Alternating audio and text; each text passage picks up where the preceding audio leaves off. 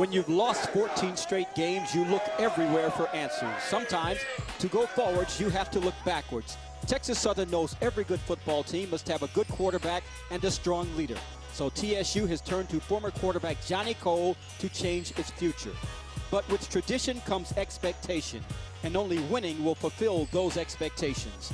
ESPNU College Football Kickoff Weekend continues as Texas Southern faces off against Prairie View A&M in the Labor Day Classic.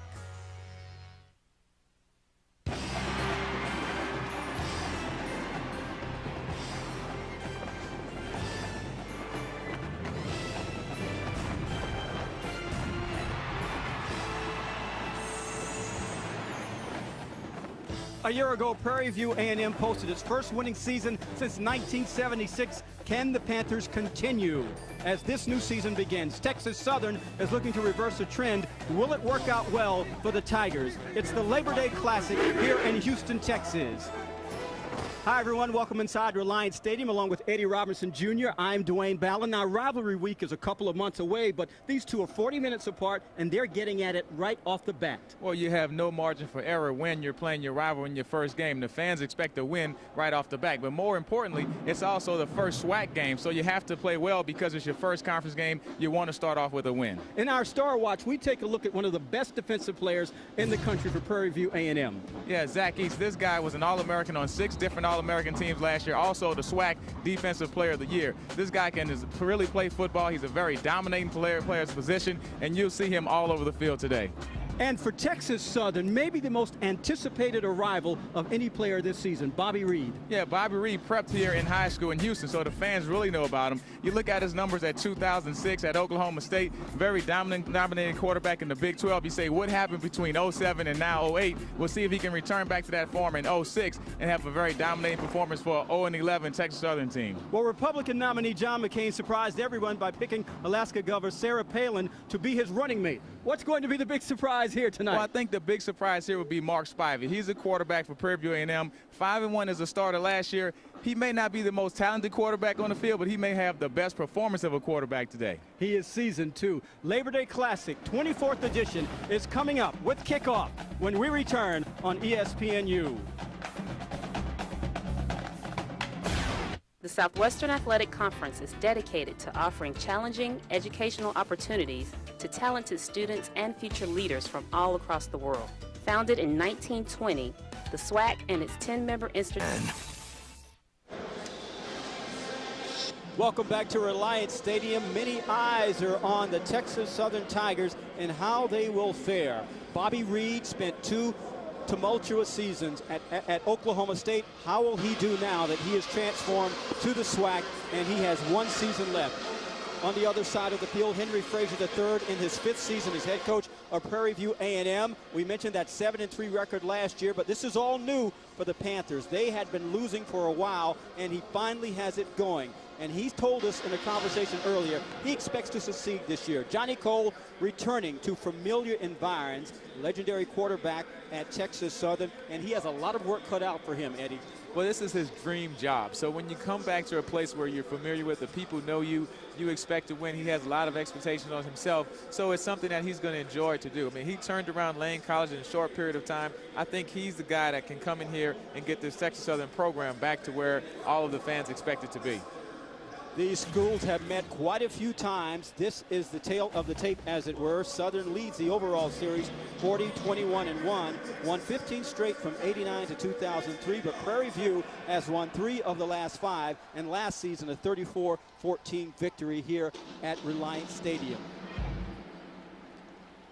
Prairie View A&M won the toss, has deferred. Texas Southern will receive.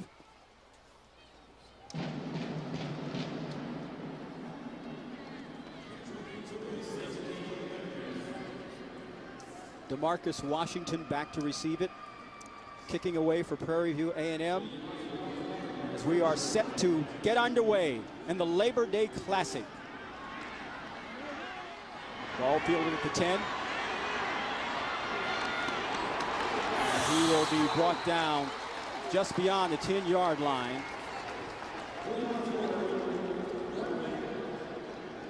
by Michael Jason. And in comes Bobby Reed. What is going through this young man's mind? Here's a guy who started off as one of the best players, most heralded players in the country at Oklahoma State, and now he has to refurbish his image and really get it going in one season. He's a senior. Well, he has 11 chances to show everyone that he's the type of quarterback that he feels like he can be, and this is his first snap right here. 1st and 10 for Reed and the Tigers. He goes to the air, quick swing pass. A bit of trickery. It is picked off, and that was a mistake that may very well cost the Tigers. Early on, Johnny Cole came out, pulled one out of his back pocket, and it didn't work out. Well, I can understand trying to make a big splash on your first play, but when you're backed up in your own red zone area on your 10-yard line, it's not a good place to try here. Bobby Reed, I mean, it works originally. I think it would have been a great bubble screen play, but you're trying to go back to the quarterback and give Prairie View credit for just staying at home and playing smart football and making a big play, and now it's going to cost Texas Southern with the field position. So Marcus Spivey now comes out with the Prairie View offense in a golden position to be in early on in the game, within point-blank range after the first misfire by Texas Southern offense. Over the right side and into the end zone is Calvin Harris for the first 6 points of the game. Yeah, not the way you want to start if you're Texas Southern, because that's just a gift right there. I mean, give Prairie View's offense credit for coming in and running the touchdown, but I think that's one that Johnny Coles would want to have back, making that call on your own 10-yard line and putting your defense in a very bad position on their 5-yard line to start off their first drive. Henry Frazier has to be very happy. Talk about efficiency. Well, it's a gift. Basically what it is, you got a free one. The extra point is good. And the Panthers strike quick. They lead it 7-0 with some help from the Tigers. Approaching target now. Sensors detect a more advanced flight technology ahead. Aircraft in sight. Origin unknown. The swarm is coming. Havoc Stinger, the biomechanical flying RC from Airhawks. With bright glowing eyes. 216-2573. Johnny Cole, tough way to begin when you're trying to break a 14-game overall losing streak. Well, if you look at his keys to victories, one thing he said was no turnovers, which they did. He said minimize the mistakes, and that was a mistake. And he also said don't outcoach myself. Don't try to put my offense in a bad position or make him do something out of the ordinary. So I think now he just had to settle down and get back to some basic plays and just let his guys play football. He has a lot of talent on his team. Just let him play. You don't have to do anything big right off the bat. Pedro Ventura is ready to kick off to William Osborne and DeMarcus Washington, numbers 2 and 10 respectively, and White awaiting the kick.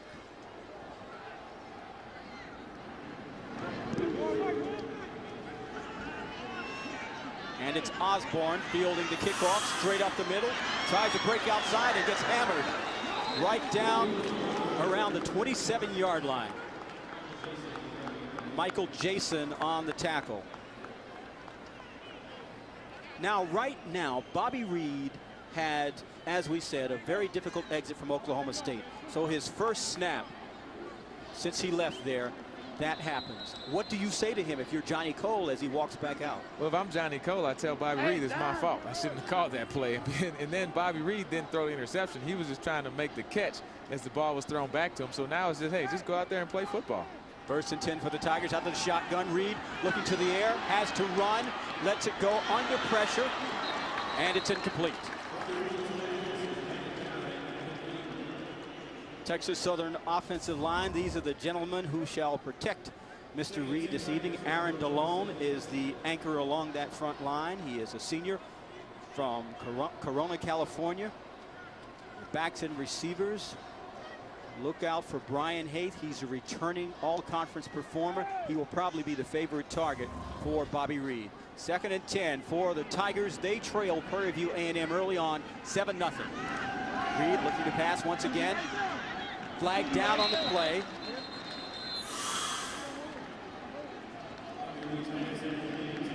Looking for William Osborne, but we'll wait to hear from referee Harold Cooper. Yeah, and Mr. Cooper told us he wasn't going to throw many flags today, and now in the first quarter we see one pretty early. Holding on the offense, number 78 in the white, 10-yard penalty from the previous spot. Replay, second out. It's Austin Ebo, a freshman from Kingwood, Texas. And when you play freshmen in their first game, things like that are going to happen. Yeah, absolutely. I mean, but that's a competition penalty. That's a guy that's just trying to make a play and trying to be a little too aggressive. So you can somewhat live with those. We just have to try and minimize it. So it's 2nd and 20 for the Texas Southern Tigers, who find themselves in an early hole. Bobby Reed, handoff. Breaks away from one and gets his way back down to the 25. Here's Prairie View A&M's defensive line and defensive backers. These are the gentlemen who will try and stop the Texas Southern offense tonight. It's Deion Jones and Jamal Laban. Laban had the interception on that opening play. Youngster from Houston, Texas. And the all-conference performer right in the middle, Zachary East. We're calling him Zachary because his mother said, please call him Zachary. So it is Zachary now. In the backfield is Jason Fobbs leading the way. Reed rolling out, puts it away, decides to run, and gets hammered just beyond the 26-yard line. And guess who? Yeah, and if you want to get a welcome to the SWAC conference, like you said, Zachary, per instructions from his mother, is the guy to give you that welcome to Bobby Reed. I mean, Zachary, this guy was on All-American team, on 6 different All-American teams last year in Defensive Player of the Year, and he runs sideline to sideline. He's a physical, very dominating player. So if Bobby Reed wants to run, he's going to have to make Zachary East miss. 6'2", 250-pound senior. We will talk about him throughout the broadcast this evening, the telecast. His story is very interesting and at points inspirational. Back to punt for Texas Southern is Stefan Solomon.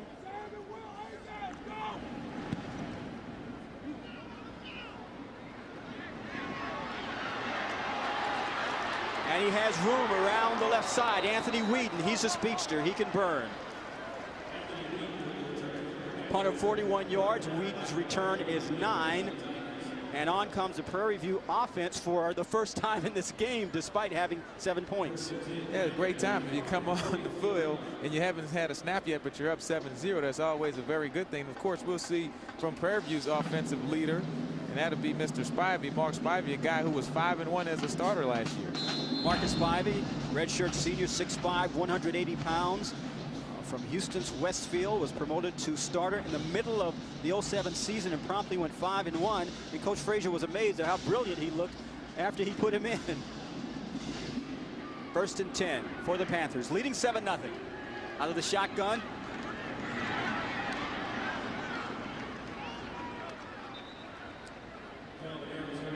Harris picks up a couple on that play.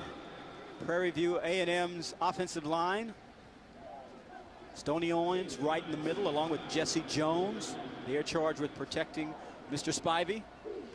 Back to the receivers. Whedon and Townsend are burners, so you will look for Spivey to get the ball to him. Spivey, by the way, had an outstanding preseason. 2nd and 5 at the 48-yard line. Panthers out of the shotgun. There's a catch. Ball was already on the ground. That's not a fumble. Yeah, whistle blew it dead, so even if it was, it would be a dead play. 1 yard gain to Sean Stevens. Okay, Mr. Official Robinson, let's just make sure. Yeah, once that elbow goes down, that's pretty much it. Another part of the body means that it's pretty much a dead play, but it's a pretty close call. I think the referees got it right. Good defensive job by Justin Chapman of Texas Southern. 3rd and 5 for the Panthers, who lead it 7-0 here at Reliant Stadium, the 24th annual Labor Day Classic.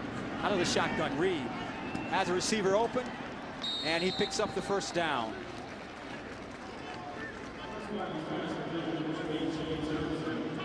Defensively, Texas Southern up front. David Knighton is big and difficult to handle at 6 feet 290. He may require a double team because he's so quick. The linebackers are led by Cameron Beck and William Parker. Secondary, Darian Wilkins getting the start over DeMarcus Washington. 1st and 10. Panthers keep it on the ground. Running road. Big pickup for Donald Babers, who at 5'9" and 175 pounds can break out. A 12-yard pickup for the junior. Then look at Babers here. I mean, this does a good job of having vision. Look at that backside cutback, and then he makes a guy miss right there. Every great back, you have to make one of them miss. And Babers was a guy who rushed for 482 yards, led the team last year, and he's a scat back. He's not a big guy who can knock people over, but he can definitely make them miss. So that sets up first down. Babers also had 5 touchdowns last year to lead the team. Marcus Spivey out of the shotgun. And within striking distance once again, looking for a man just beyond the outreach of his intended receiver. Gabriel Oseze Ediaki. And I just butchered his name. I have to correct that. We'll have all telecasts because I think Spivey's going to throw to him quite a bit. That was Zachary Logan on the coverage. He was a guy who transferred just this fall, graduated from Purdue, was a track guy, had 1 more year of eligibility left in football, and now he's playing with Texas Southern, and they have quite a few transfers on this Texas Southern team. That's one way to go about trying to rebuild quickly, is you welcome all comers. You become the Statue of Liberty of the SWAC. Panthers keep it on the ground. Flag on the play. Donald Babers on the carry. Once again, we'll hear from our good friend Harold Cooper, who did tell us, you know, you will not hear from me tonight. Well, he didn't say anything. He just gave us a signal. There you have it. Holding called against the Panthers.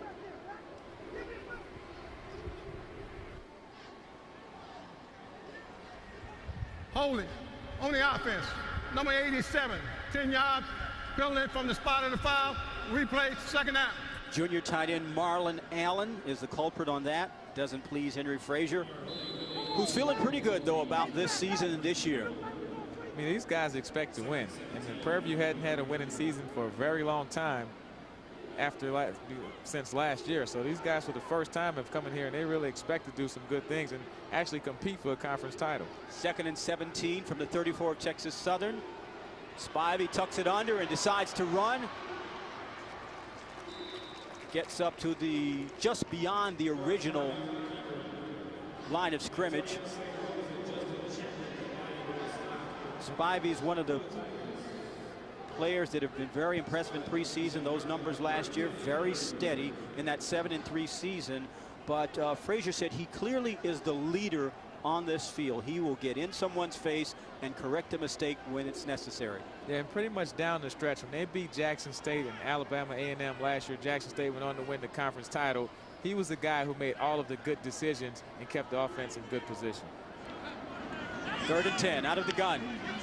Spivey has time, has a man open, but he underthrows him. Kind of skipped it as though it were on a pond. I don't know if the receiver was expecting not to get the ball so soon. Just seemed like a miscommunication, because had the receiver looked a little bit earlier, he could have made an adjustment and still made the catch here.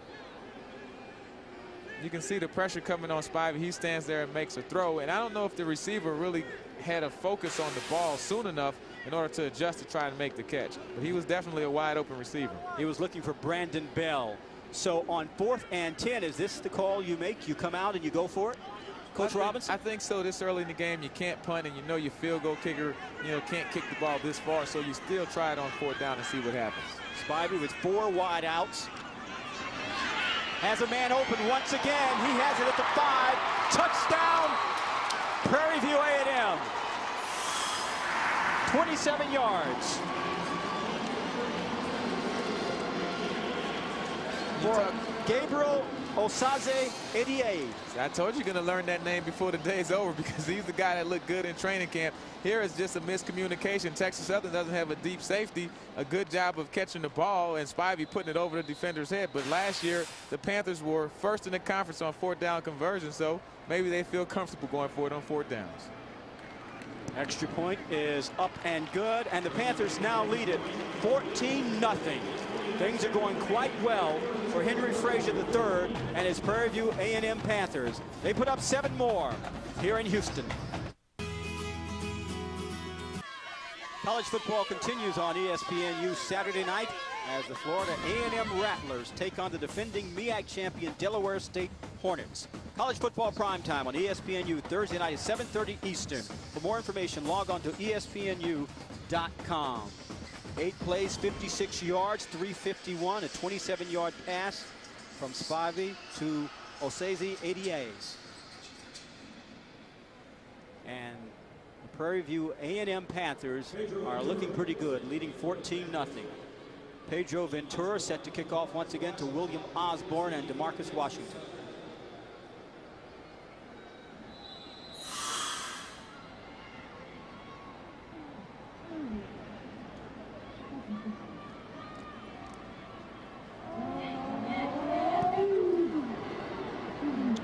Once again, it's Osborne who will field the kickoff past the 20, up the sideline, gets away from a couple before he is knocked down out of bounds at the 34-yard line. A 34-yard return of the Ventura kick.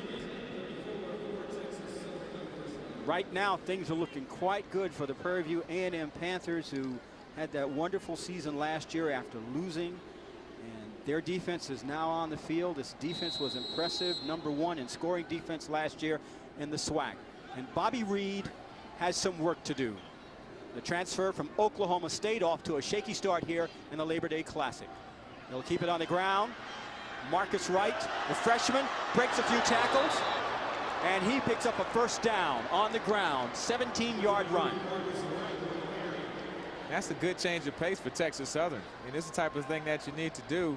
If you're down 14-0, you just have to get back to basic football. I mean, look at the offensive line. They're just moving people out of the way. Big Charles Smith gets a good dominating block. And look at the freshman, Marcus Wright, a guy from Dayton, Ohio. Coach Cole said he wanted to recruit someone from his hometown and get him down in Texas and get some more guys like that down here. From midfield, they keep it on the ground. This time, very little up the middle over the right side, as Wright was quickly met by a host of blue-purple jerseys. Leading the way was Ronaldo Revolta, number 55, a 3-yard pickup. We talk about Bobby Reed, the talented quarterback for Texas Southern. You know, some of the things he talked about at Oklahoma State was that he just got nervous before games, had butterflies, took him a time to relax and get into the rhythm. So maybe a couple of good running plays here, 1 or 2 good short pass completions. He can get into the flow of the game and then just let his talent come out and just play football. 2nd and 7. Reed, swing pass out. Flag on the play. Not too much happening there, as Prairie View's Panthers really swarmed defensively and were able to shut Osborne down before he could really get going. But again, there's a marker down on the field. Holding is the call against the Tigers. For the Tigers, we mentioned at the top of the telecast that they brought in Johnny Cole to reverse this. 14 straight games they've lost. Holding. Holding on the offense. 10-yard penalty. From the end of the run, number 83, White. That's Ricky Sanders. The name may sound familiar. His father starred in the NFL at Washington as a receiver. Yeah, and this guy here, I mean, he has to start catching passes. I don't think his dad was very good at blocking, but he was a great pass receiver. His dad was one of the Smurfs, was he not? Or was he the Fun Bunch? You know, they had so many different packages back then. That's more your era than mine. Okay, I'll take that hit. A deference to my age, okay. Reed looking to the air, under pressure, and he's going down. Ball is down on the ground, but it is not ruled a fumble. Sack is collected by Gary Hicks, 12-yard loss. Perfect. These guys can get after it on defense. I mean, here's a guy, you had Gary Hicks, man. He had a lot of good plays last year. 4.5 speed. He's more of a prototype linebacker. Zachary East gets a lot of the attention, but this guy here can pure out play football. Big guy, he's around 6 feet, 235 pounds.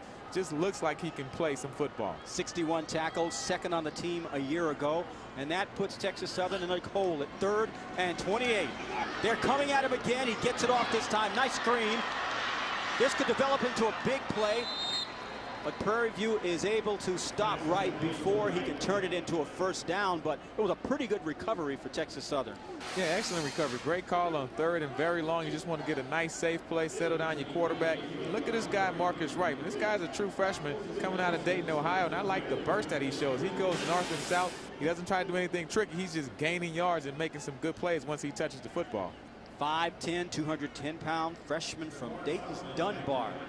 So that brings on the kicking unit for Texas Southern. Anthony Whedon back to receive the punt. Stefan Solomon standing at his own 37-yard line. Wobbly punt. Whedon will let it bounce. And the Panthers, after that 28-yard punt, will take over just inside their 35-yard line when we return to the Labor Day Classic on ESPNU. 7-6. Don't delay.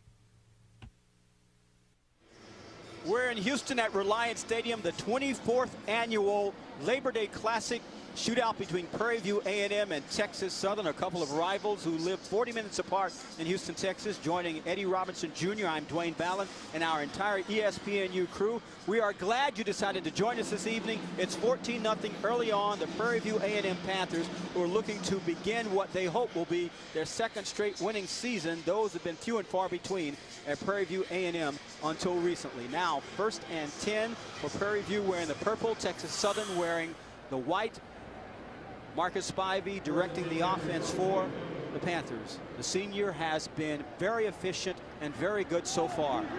Keep it on the ground. Nice bit of work by Donald Bavers, the junior, 5'9", 170 pounds. What we have noticed so far, Eddie, is that as we take a look at Marcus Spivey, he has picked up blitz as well, and that's something Texas Southern is trying to do, but it's not working.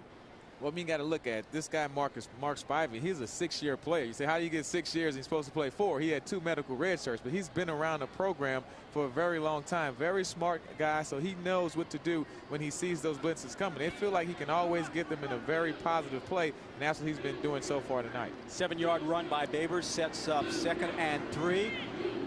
This time, the Tigers defensively are there, and that may very well be a loss on the play. Yeah, big number 90, Matthew Valmore. He just had a big knock him back. That's when you actually stop that running back and put him back in the direction he came. And this guy is supposed to be very good against the run, as you can see right there. He just had a very physical play. So now it leaves a 3rd and short for Prairie View A&M.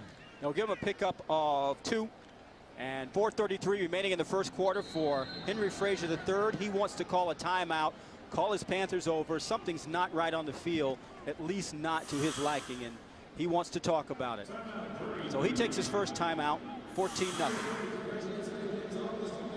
For up-to-the-minute news for everything that is college sports, log on to ESPNU.com. This online service is a gateway to the best in college sports content from ESPN, combining the latest news, scores, features, video highlights, podcasts, and much more. If you do not have ESPNU, be sure to log on to ESPNU.com. Type in your zip code at the top of the page or call your local cable operator or satellite provider. Log on to ESPNU.com today. Texas Southern's defensive unit trying to get some things going and settle down a bit. A lot of nerves over there, a lot of new players over there, because we talked about Johnny Cole coming in his first year, and what he's doing is he's brought in a lot of transfers, trying to get it going right away. Well, yeah, Johnny Cole said he doesn't have the patience to lose for a couple years trying to build the program. So you look at the people he's brought in, they're bringing in guys to win, and that guy right there is, of course, L.C. Coles, which is Johnny's older brother, who was the head coach at Tennessee State and also Alabama State, and very successful coach in his own right. So this whole coaching staff with L.C. and Johnny, you know, a lot of good coaches there on the sideline for Texas Southern. 3rd and 1. Panthers keep it on the ground. First down and more. For Calvin Harris, pickup of 11. 3rd and 1, this is where you just get physical. You just want to go straight downhill, and you have Big Herman Bray leading the way, number 44, the fullback. This guy at 5'10", 270 was one of the surprises in camp that Coach Frazier pointed out. A good physical guy, and when you get in those 3rd and short situations, just go basic football and run right downhill. Marcus Spivey and the Panthers on the march as we get to the 4-minute mark of the first quarter here in the Labor Day Classic in Houston, Texas. Panthers leading at 14-0. Blitz coming. Spivey picks it up, drops it off. Nicely done. And Harris picks up 5 yards. Well, LC Coles, I mean, this guy has a defensive background. He's been very successful, always has run his own defense as far as he calls the defense, even when he's been the head coach. And he's going to bring pressure. Just a good job here. Look at the fall down screen. I really like that. That's Calvin Harris. That's when you actually fall down, let the blitzer go by, and you get back up and make the catch. So a very well designed play by Prairie View to combat the blitzes that LC Coles is trying to start early in this game. 2nd and 5 for the Panthers.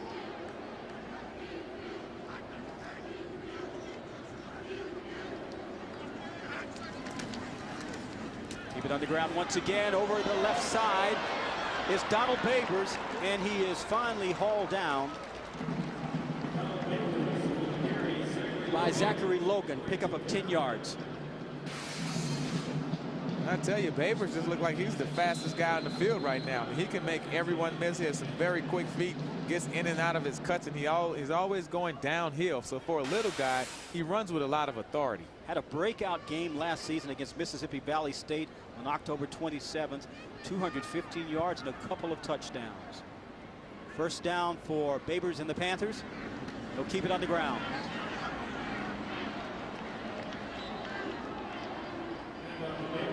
Texas Southern at this point in the game, from a defensive standpoint, someone has to stand up and make a play. I mean, you're down 14-0. 7 of those points really wasn't the defense fault, but you can't go down 21-0 here in the first quarter. So you have to get a guy to come up here and make a play, cause a fumble, get a turnover. Something has to go well. Pretty good numbers he's tracking so far. If that holds, he'll have a big night. Zachary Logan, the one that made the tackle. He's made the last 2 for Texas Southern. He's the only one making plays right now. 2nd and 8 for the Panthers.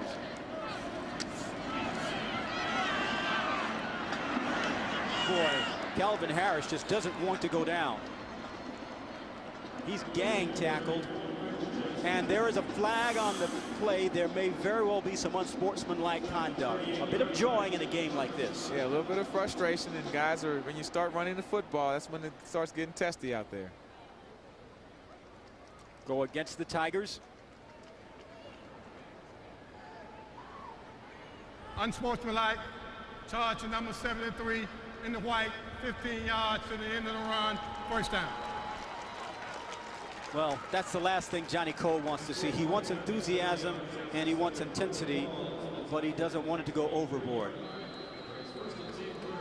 Coach Frazier talked about just being very aggressive on both sides of the ball. And quite frankly, he said what we want to do is just go out there and be the most aggressive and the most physical team on the football field. And so far, they're bringing it to Texas Southern. They're really just teeing off and running downhill and just not coming with any exotic plays, just playing tough football.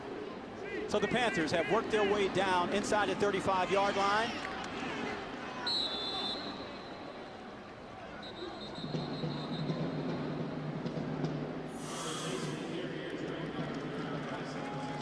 Michael Jason, freshman on the carry, and there is another flag on the play, and this is not good, this pattern that is developing.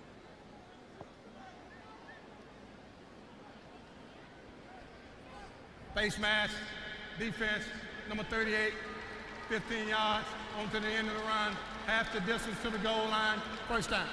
Cameron Beck, the junior linebacker from Sacramento, California, committed the infraction, and they are helping the Panthers a lot.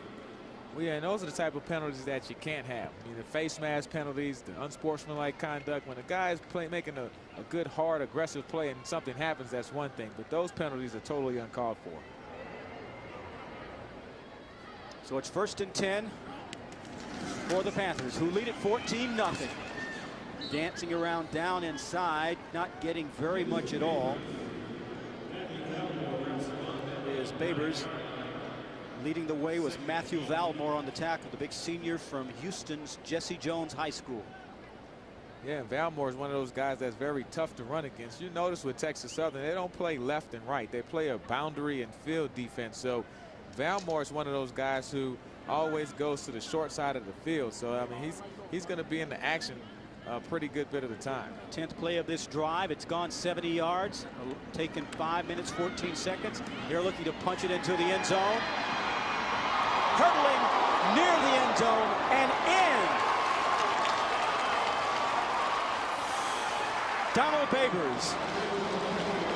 Wow, this guy has a lot of athletic ability. Keep in mind, he's 5'9" and 170 pounds. He looks more like a kicker, but he's actually a running back. And you gotta like his toughness just to go over the top and put that ball on top of the pylon to get the score. And he took on Antonio Rose, who gave him a big whack. He gets to the pylon. Yeah, once that ball touches the pylon, it's a done deal. It's a touchdown. Doesn't matter what happens after that. And the extra point is up and good from Pedro Ventura. So the Panthers continue to roll along. They're leading at 21-0 with 10 seconds remaining here in the opening quarter of the Labor Day Classic. Eddie, if you saw a guy up in the air like this from your position, you would make sure he wouldn't get in, right? You try to take a shot on him. It was a great defensive play, but I just think the effort by Babers pretty much set that play apart because he got hit, but he just had the presence of mind to stick the ball out onto the pylon and still get the touchdown. So you can see Coach Frazier really just getting the guys hyped up. But the first 3 possessions, you have a 3-yard touchdown, and of course the touchdown pass from Spivey. Now you finish up with a long drive that was just pretty much running the ball down the football field. Of course, a couple penalties on Texas Southern with another touchdown finished off by Babers. Great start for the Prairie View A&M Panthers. Babers with 8 carries, 51 yards, and a touchdown. And we are not done with the first quarter. This is not the way Johnny Cole envisioned his return and his debut at his alma mater. But, you know, he has a lot of work to do. This team, 0-11 last year, almost last in almost every major category in the SWAC. So it's a patchwork unit right now.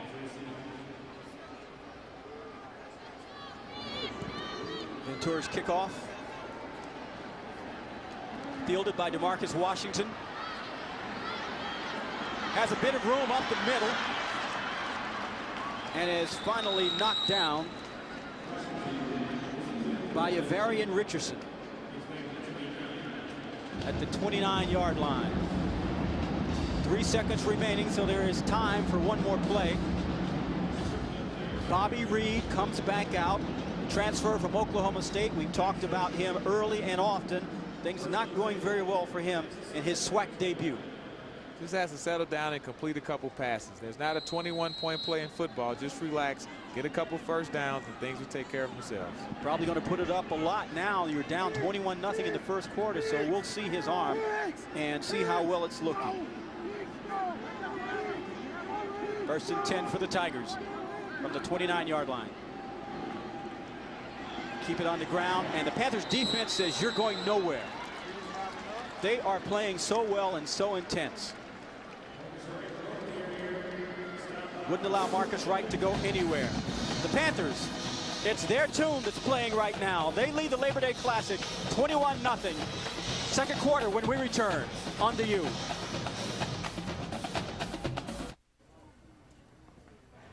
It's 1-800-575-4105. That's 1-800-575-4105. Call now. Prairie View A&M leading Texas Southern 21-0 in the Labor Day Classic here at Reliant Stadium. Normally, it's a packed house here for this classic, but Hurricane Gustav is bearing down in the Gulf Coast and is headed possibly towards New Orleans, possibly towards here. So a lot of the players down here, a lot of the people that would attend have been affected by this. Evacuation procedures are underway. No one wants to see a repeat of Katrina. So folks, you can understand if there are other things, rightfully so, on the minds of a number of people who would normally be involved in this game. Texas Southern, the pass is completed for the Tigers. That's out to Lucas Caparelli. And that's what Bobby Reed needs, a couple of completed passes to get it going. Yeah, he definitely needs to complete passes, but one thing he doesn't need is this shot he takes from his blind side. You can tell here the big hit coming in by Gary Hicks. But hey, Bobby Reed, one thing they said, he wasn't a very tough guy at quarterback, so he'll get a chance to take a couple shots, feel like he's been in the football game, and just standing there and complete passes and kind of silence the critics. 7-yard pickup on the play. Reed once again to the air. That one probably could have been caught, maybe a little high, but the tight end Roland Robbins should have had it anyway. Yeah, but he saw Zachary East, so he felt him coming from the inside, and he brings a lot of heat when he hits you, so I can understand why Roland Robbins may not have held on to that one. Coach Frazier told us that Zachary East is in a very nasty disposition when he arrives at the ball carrier. Said he reminded him of Dick Butkus, the great Chicago Bears linebacker, who just really means no one well when he's on the field. And if you watch him play, he's that type of player. He hits everyone as hard as he can. He just plays with a lot of attitude, has a lot of ability, but also the guy just wants to really be physical and dominate his opponent. You like that type of player playing middle linebacker. So Stefan Solomon on the punt, but there are whistles and flags.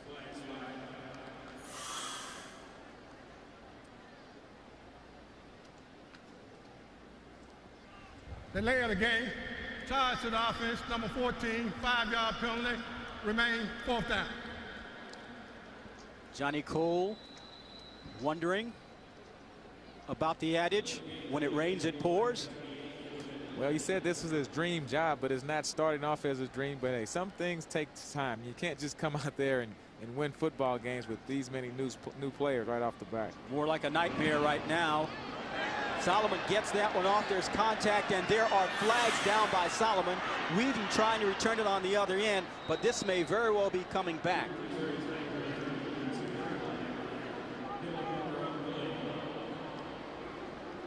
Roughing the kicker, the initial call against the Panthers.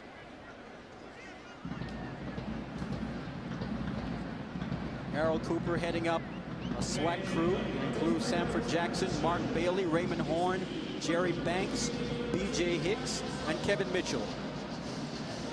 He talks over what to do with Bobby Reed. Well, I guess I don't know if it maybe not enough for a first down, or what's the discussion here. It's 4th and 11 as they kicked it, so we'll see what the decision, what type of options Texas Southern has. Maybe they can make them re-kick. Johnny Cole's wondering if he just didn't earn a free shot. Running into the kicker. Running into the kicker on the defense. 5-yard penalty. Remain 4th down.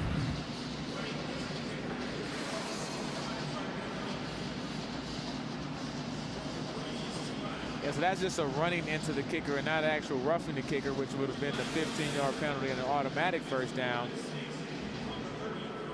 Well, it appeared to be John Barnes, the junior from Bay City, Texas, who actually committed the foul. So once again, Solomon is back to punt, and Whedon is back to receive for Prairie View A&M. We're in Houston at Reliant Stadium, the Labor Day Classic 24th edition. 62nd overall meeting between these two fine institutions. High snap, Solomon gets it away. Whedon backpedals a bit, calling for a fair catch. Ball goes out of bounds. See the future stars of football today when ESPNU delivers high school football action Friday night, and the Armwood Hawks take on the Plant Panthers in a Sunshine State showdown. Old Spice High School Showcase presented by Nike on ESPNU Friday night at 8 Eastern. For more information, log on to ESPNU.com. That 30-yard punt by Solomon will give Prairie View A&M the ball at its own 37-yard line. Marcus Spivey and this offense pretty much doing what it wanted to do so far in this game. Well, the last drive, Prairie View A&M, 11 runs, no passes, a couple penalties by Texas Southern, and they score and finish off the touchdown with the Babers touchdown run. So when you start getting to play physical football where you're just running and dominating your opponent, you better watch out if you're Texas Southern. Spivey back out of the shotgun. 1st and 10. And off to Babers. He gets his way for a couple, maybe one. Look at this Texas Southern defense. Even though they're down 21-0, that last drive, just pretty much a couple penalties. They really helped out Prairie View, but they've been playing pretty tough. I mean, L.C. Coles is a very aggressive defensive coordinator. He's been bringing pressure, been trying to get hits on Spivey, but Spivey is just such a seasoned quarterback. You may have to just play some zone and just try to keep guys in front of you and let Prairie View make the mistakes. But they're playing physical and they're playing hard. No pickup on the play. 2nd and 10. This time, it's the speedster Whedon. And he basically runs out of bounds. He's chased out. That was Babers. Check that. But the pursuit of the Texas Southern defense is impressive. L.C. Coles, maybe he's figured something out. after a painful learning process in the first quarter. Well, L.C. Coles, I mean, this guy, if you watch him at practice, I mean, he's a very get-in-your-face type coach. I mean, look at his career numbers at Tennessee State. They were the Ohio Valley Conference champs there. At Alabama State, they went on to win the West 2 times and competed there. So everywhere he's been a winner, and that's the type of guy you want, who's your defensive coordinator. 3rd and 11. 2 of 3 on 3rd down conversion so far. The Panthers flag down, man open, has the ball, has room to run. It looks pretty, but it may come back.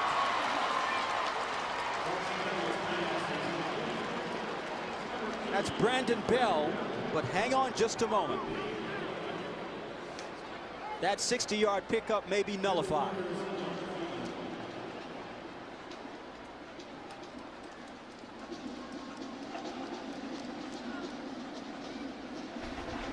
Offside on the defense, number 44. That penalty declined. First down. Well, that worked out quite well then for Frazier, not for Johnny Cole. Look at the pressure. So you have a lot of man coverage on the outside. Brandon Bell just runs a square in route. Bam, makes the first guy miss, and then it's off to the races. The little guy gets moving straight up the field. Some blocking downfield by Joe Townsend, his buddy at the wide receiver position, in great position for Prairie A&M offense once again.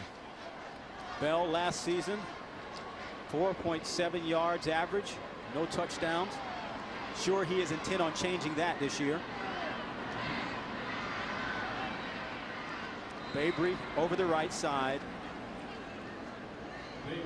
He's stopped by Cameron Beck. And you can see why Coach Frazier is so excited about this Prairie View A&M team. Of course, the last drive, they come out 11 straight running plays. They're able to just dominate the line of scrimmage with Babry scoring on a running touchdown. Now you come back with a spread offense. You have Spivey, who's able to throw the ball down the field and make big plays, a 50-yard reception. When you have that type of balance on offense, you can run and throw. It's very hard for a defense to stop you.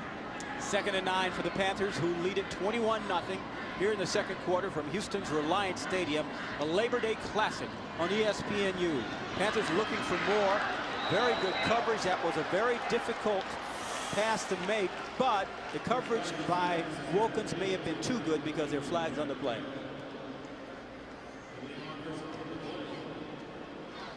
Darian Wilkins, a freshman, 5'9", 175 pounds from Dallas.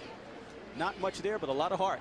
And he wasn't supposed to start today, so this is the guy that Prairie View is choosing to go after. He got the call because Pass someone else. On the defense, on number 10, there'll be a spot foul. Ball is placed at the spot of the foul. First down.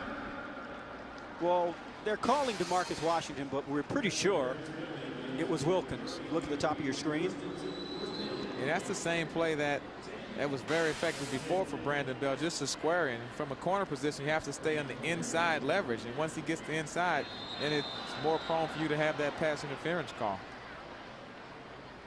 Flags once again on the field. False start. False start on number 67. Be a 5-yard penalty. Remain first down. James Deco, sophomore from Fort Lauderdale, 6'2", 275 pounds.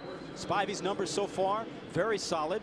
90 yards, 1 touchdown, few mistakes, very few. 6-year player. I mean, this guy has been around the program, very efficient quarterback. 1st and goal from the 15-yard line.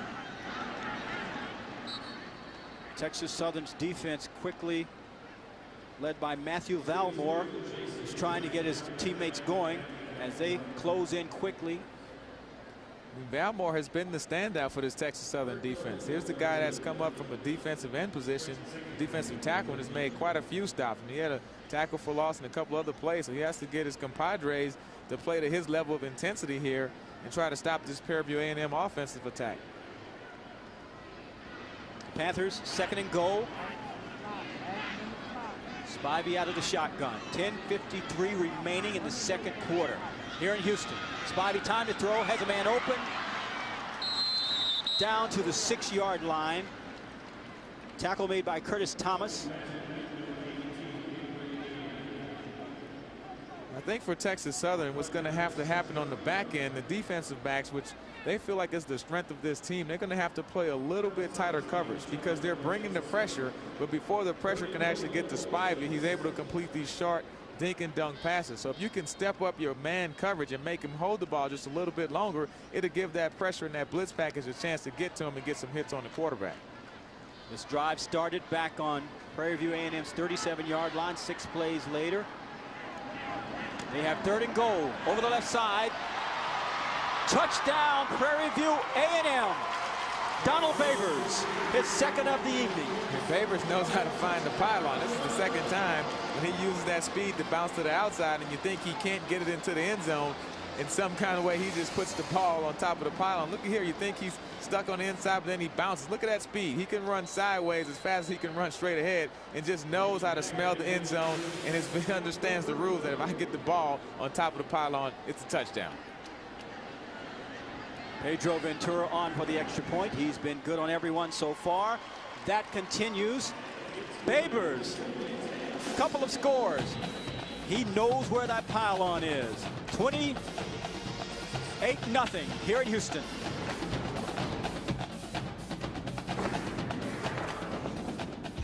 Thursday, September 23rd, 8/7 Central on ABC. Frazier has to be very happy with the play of number 13. His Prairie View A&M Panthers are leading at 28-0. Donald Babers, very solid evening so far. Yeah, Babers, look at here, man. He's just a little guy, 5'9", 170 pounds, but has the quickness and the toughness to get outside. And I like this. He knows how to finish. 11 carries for 59 yards and 2 touchdowns. Hey, that's a great performance by anyone here. Once again, puts that ball on top of the pylon for a 2nd score. Gives Prairie View a 28-0 commanding lead in the 2nd quarter. From Houston's Westbrook High School, 5'9", 170-pound junior. And if he goes well this year, Spivey runs the offense with efficiency, then they will have a very successful year. And Coach Frazier told us that's what they expect. And that's a new thing at Prairie View A&M as the kickoff sails out of bounds and will be kicking again. That's pretty much the first mistake that Prairie View has made today, that kickoff out of bounds. Everything else has been pretty much perfect by the Panthers.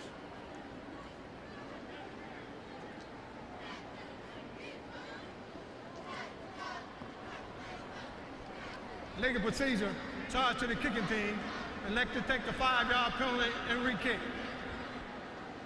You know, believe it or not, Coach Frazier told us earlier in the week in a conversation that this was a high anxiety game for him because it's a rivalry game. He didn't want to play it early in the season, first game of the year, but can't be that much anxiety down there right now. I think both coaches pretty much share that same sentiment. When you're playing your rival the first game of the year, and also it's a conference game, which is another big thing, is that you want to win right off the back. And look at the fans who have come out, and even with the weather conditions and everything else, to support and see this game. So you want to have a good performance, but you don't get a preseason, you don't get a practice or anything like that. It's a ready, set, go. You have to be ready to perform the very first game of the year. Frazier's done a good job in reinstilling winning. Prairie View A&M, his 5th season. He's 18-24. Bowie State grad, 93 out of there. 7 seasons overall as a coach. 44-48, but he is teaching these young men how to win consistently. Ventura's 2nd kickoff is fielded at the 9-yard line. And down the sideline to the 45-yard line.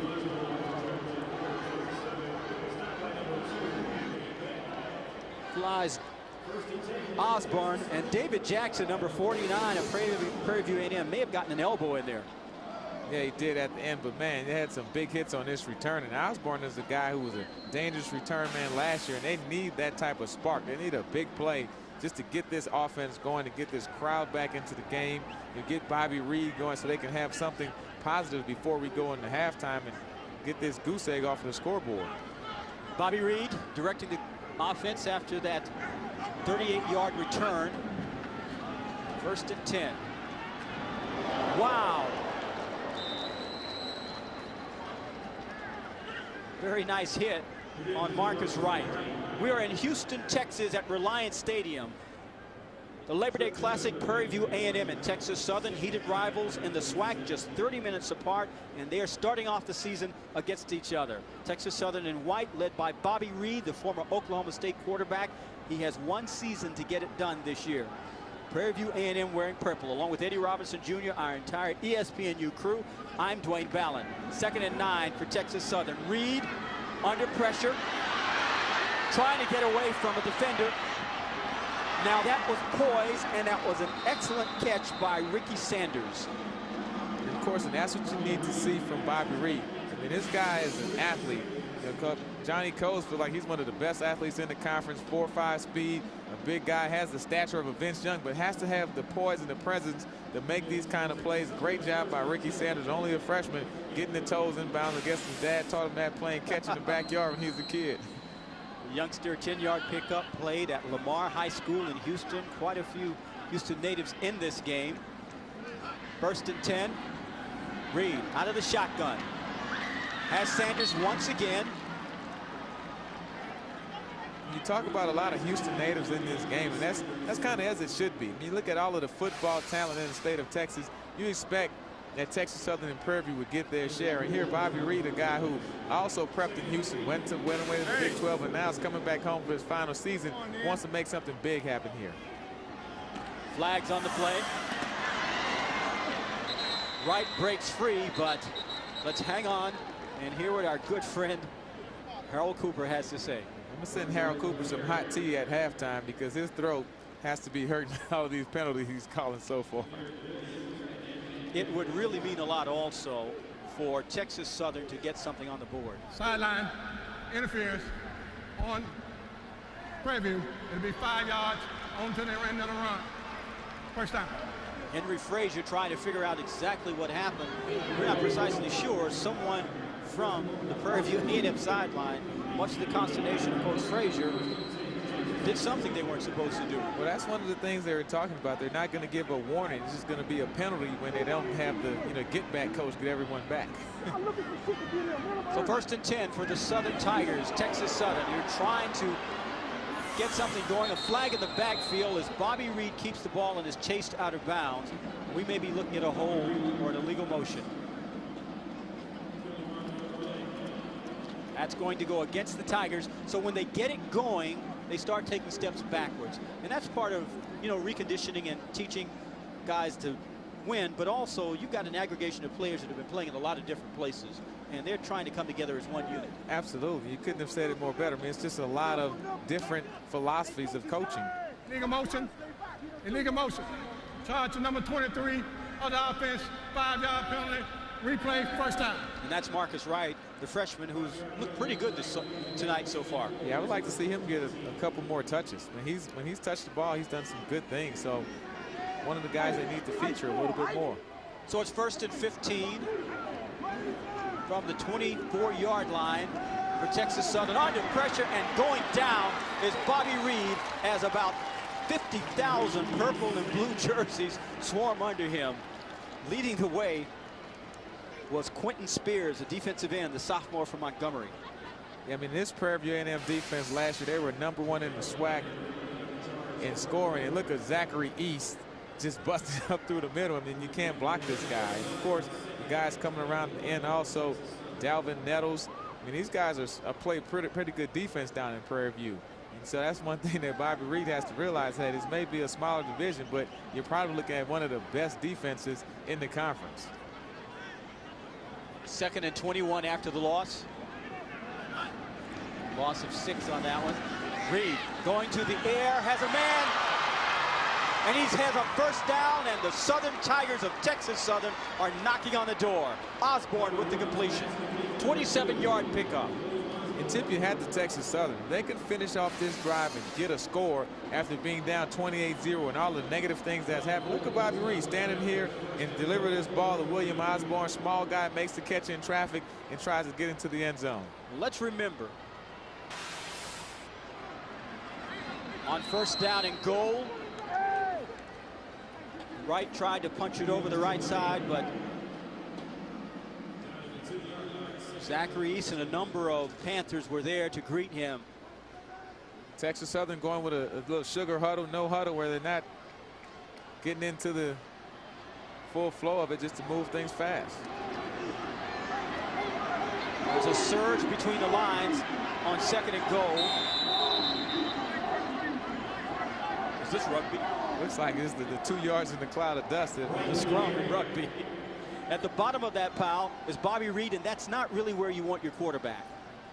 Not if you can help it. There's better ways to get into the end zone, but I know what they were trying to do, just if you can get everyone from Prairie View unsettled and just get a quick quarterback sneak for the touchdown.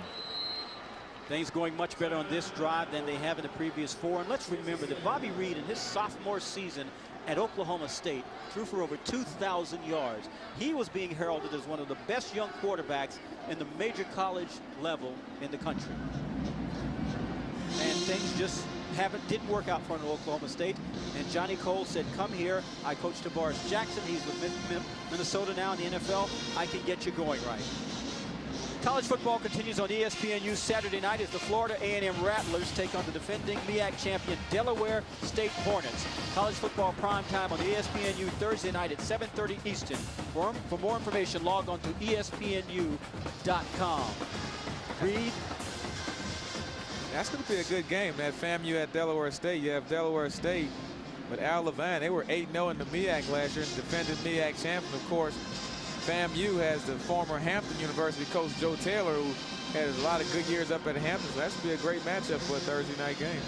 And Hampton, of course, is playing in the SWAC MEAC Challenge tomorrow. Yeah, now the interesting thing about that FAMU at Delaware State game is Hampton is actually playing down in Orlando, then have to travel to Delaware State on a Thursday night game.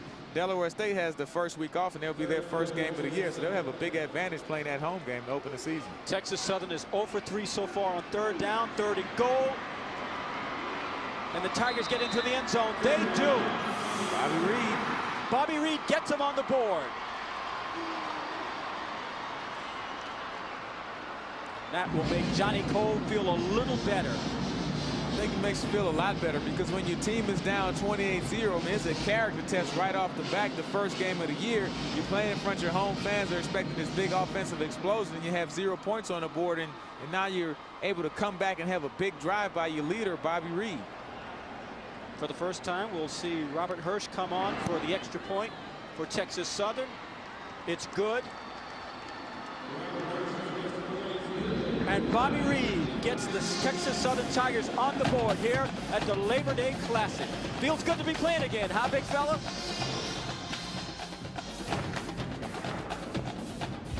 Jack Lee.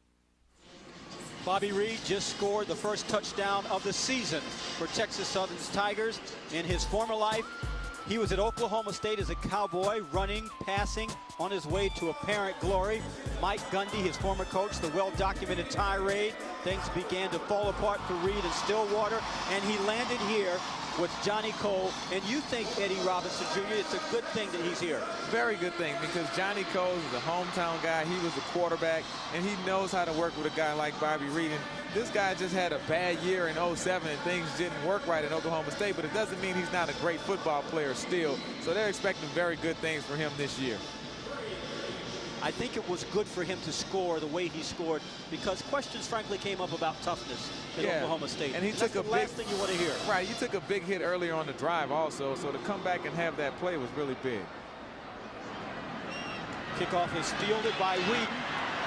He's up the middle, has room, gets out across the 40-yard line. And for the first time, the Panthers will try to answer a score from the Texas Southern Tigers. Absolutely. But you talk about the toughness with the Bobby Reed. I mean, that's one of those things. Football is a tough man sport. So it really doesn't matter if you're the quarterback or the kicker or the water boy. You don't want to be considered a not tough guy when you're playing football. And so everyone on your team, the players, the fans, the coaches, they're kind of looking at you to say, hey, what kind of toughness does this guy have? Because that's what they've been talking about before. So I think he showed something to me on that drive after he took a big hit, had some adversity, to come back, have a couple good throws, and then have the quarterback sneak for the touchdown. And quickly, you think he can have a big year this year, right? I think he will. He'll just have to settle down and play football. His counterpart, Marcus Spivey, leading the Prairie View A&M offense. There are whistles on the field.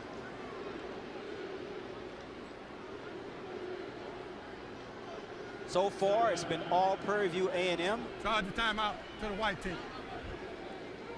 I guess that delayed discussion in the huddle that we just saw, Texas Southern thought it might get away with it. Yeah, but just, you know, finishing up on Bobby Reed, I mean, this guy, I mean, he has the talent. The ability is there. I mean, Johnny Coles just kind of raves over and talks about, if you look at the definition of a pocket passer and the guy that's throwing the ball with the form and the technique, and, you know, he has all of the Vince Young type ability, the 4.5 speed, looks good and everything like that, but he just has to get the it that Vince Young has, which is just the intangibles, just to make plays and make things happen outside of the X's and O's, and just be a, you know, a consistent, tough football player. Besides the drawing it up on the chalkboard, you have to go out there and do it. His last 2 seasons at Oklahoma State, that sophomore season was just amazing. Everyone was talking about him. Davey O'Brien Award, he was on everyone's radar that season. And then the problems came, the disillusion of the relationship with Mike Gundy, and things just fell apart for him. And it's unfortunate, but things happen. And I think what you have to realize, hey, that was Oklahoma State. This is now. Don't worry about what happened in the past. I'm a good football player. I'm the same Bobby Reed. Just go out there and have fun and play football. The same game you've been playing since 10 years old. Now they have 50,000 people watching. It's still a football. Throw it. The other guy catch it. It's a touchdown. Now his counterpart, Marcus Spivey, and the Prairie View A&M Panthers offense on the field, with 5:47 remaining in the second quarter here. The Labor Day Classic, whistles on the field, and there are flags, and there may have been some illegal movement in the backfield for Prairie View A&M. False start on number 66 in the offense. 5-yard penalty. Remain first down. That's Jesse Jones, junior from Houston, Texas. That's not the way you ever want your name called as an offensive lineman. You always hope that if we're talking about you, we're talking about what an outstanding job you've done and what a great student you are. Absolutely. You never want mama to hear your name called like that. Not for that offsides penalty or holding. So it's 1st and 15 for Prairie View A&M, leading 28-7 over Texas Southern in the Labor Day Classic here at Reliant Stadium. Hope you all are having a nice holiday weekend and being safe. Donald Babers with the carry.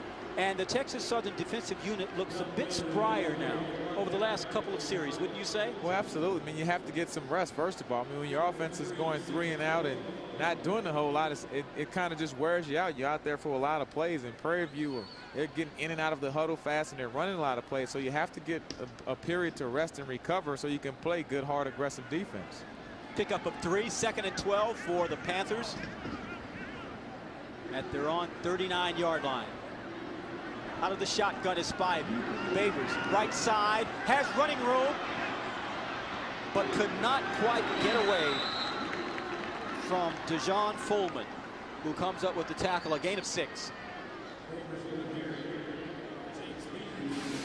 Yeah, and Babers, he's just made a living being able to turn the corner against Prairie View, but here, against Texas Southern, but here they do a good job of getting him back in. I mean, if you can get him to turn back in, you have 10 more guys ready to hit him. But if you let him turn that corner, there's no one there. Prairie View so far 4 of 5 on 3rd downs, but that 5th time was a 4th down. They went for it and got it, so they have been able to convert to 1st downs in their drives when they were in position to so far. Spivey going deep. That wouldn't have counted anyway because the receiver was out of bounds and came back in. And now some pressure from the Texas Southern defense is beginning to make a difference. Spivey's a bit upset, frustrated. Absolutely. You have to get him to move his feet. When he's just sitting back there completing throws, now in the NFL that probably would be a late hit, but here in college you can get that little extra shove on the quarterback. But you have to let him know that we're around you. You just can't let Spivey sit there and feel like he's at practice and just throwing balls and not getting hit. First punt of the evening for Prairie View A&M. You see Pedro Ventura, whom we've seen kicking off and kicking extra points. Longest last year, 69, 40.2 average. DeMarcus Washington is back for Texas Southern. The ball will go out of bounds. And the Texas Southern Tigers now with an opportunity to add on to their total. Is the tide shifting slightly here in the Labor Day Classic? We'll find out when we get back. I'm taking it to the max. I'm taking it to the max. The solid max. The max? I'm already there. Take your car to the max with quality Conoco gasoline. It's specially formulated to help clean fuel injectors in just 5 tanks to help reduce emissions and maximize mileage. I'm taking it to the max. I'm taking it to the max. Help maximize your mileage with Conoco. Take it to the max. Approaching target now. Sensors detect a more advanced flight technology ahead. Aircraft in sight. Origin unknown. The swarm is coming. Havoc Stinger, the biomechanical flying RC from Airhogs. With bright glowing eyes, Stinger dominates the sky day or night. Its unique airframe and forward center of gravity allows Stinger to perform precision maneuvers in any room.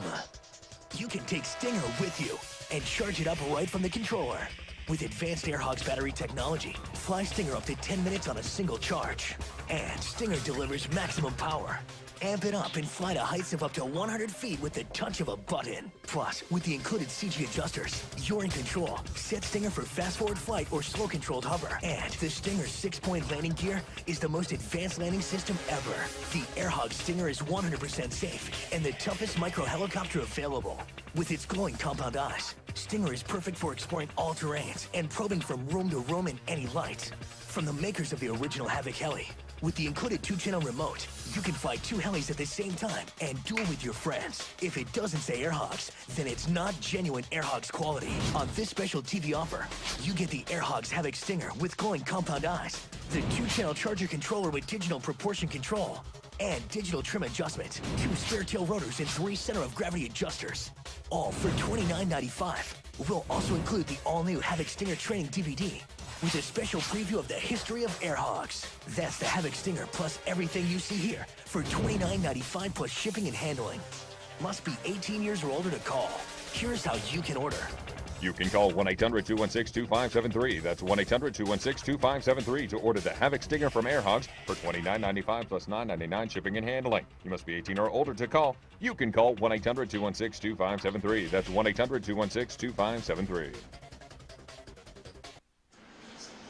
Here in Houston at the Labor Day Classic, Prairie View A&M leading Texas Southern 28-7 with 4:10 remaining in the second quarter. See the future stars of football today when ESPNU delivers high school football action Friday night, and the Armwood Hawks take on the Plant Panthers in the Sunshine State Battle. Both of these teams just outside of Texas, about 10 miles apart, and you know it's going to get ugly. Old Spice High School Showcase presented by Nike on ESPNU Friday night at 8 Eastern. For more information, log on to ESPNU.com. Bands are loosening up. The marching storm of Prairie View A&M. We're going to be treated to their show as well as the Ocean of Soul from Texas Southern at halftime. Right now, the Texas Southern Tigers, a little pep in their step. They've scored. Their defense has stopped Prairie View A&M. And now Bobby Reed, if he can get it going, we've talked about that talent, a wellspring of talent. If he can get it going, this could be a very interesting balance of the game.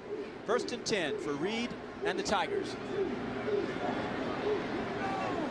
Kept it on the ground and up the middle.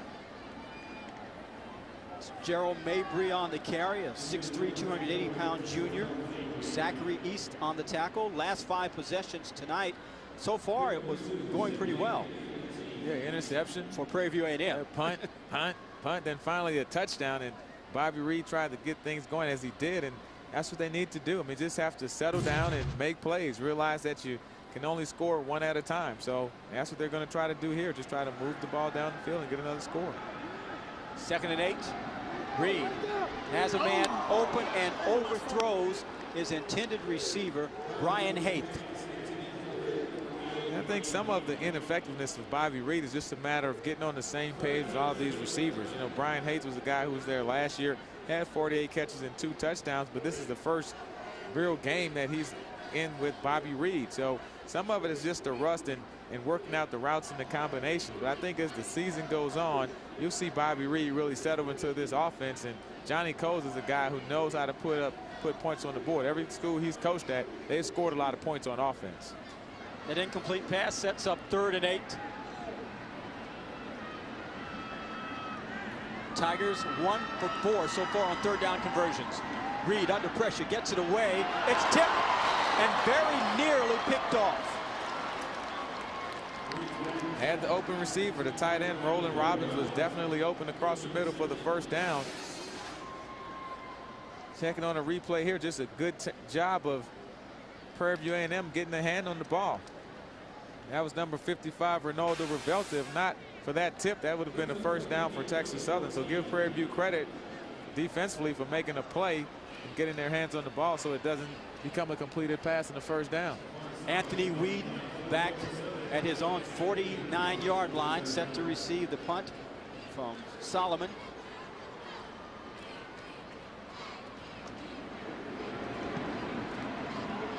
Low kick. Whedon will try to return it. Doesn't get back to midfield. Excellent job by the Texas Southern Tigers special teams. 37-yard punt. Logan leading the way for Texas Southern.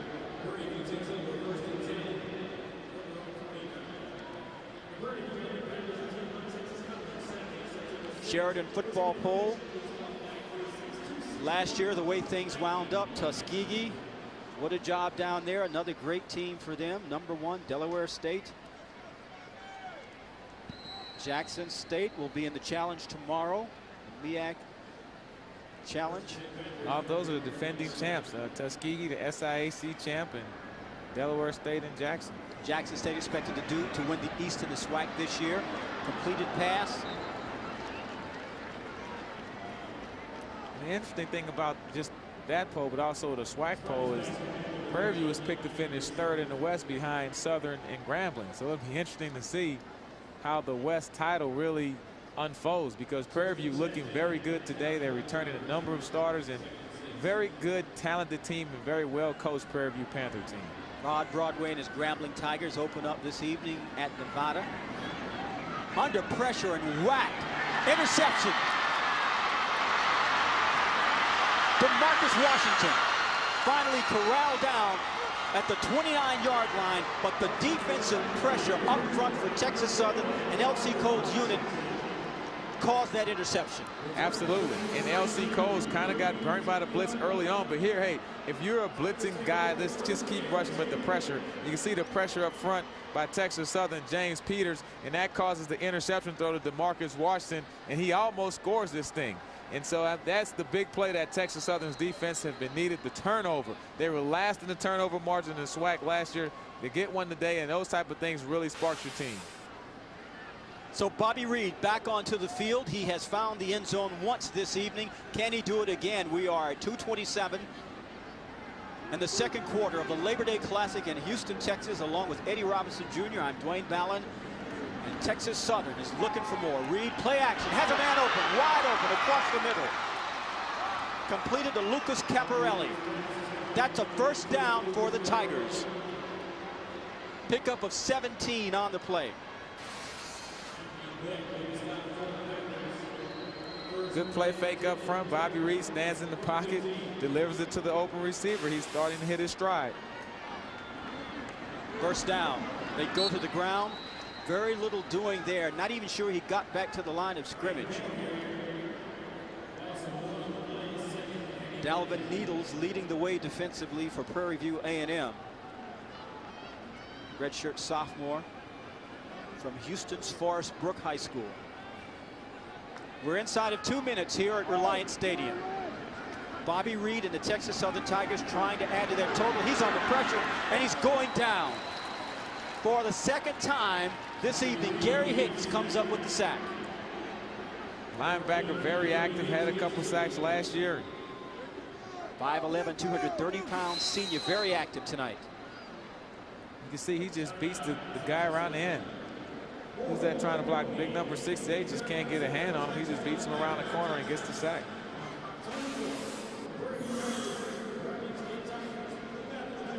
Johnny Cole trying to settle his team down. He's trying to teach these young men also to learn, because when you go 0-11, as Texas Southern did last year, you have to get inside the head of these players also.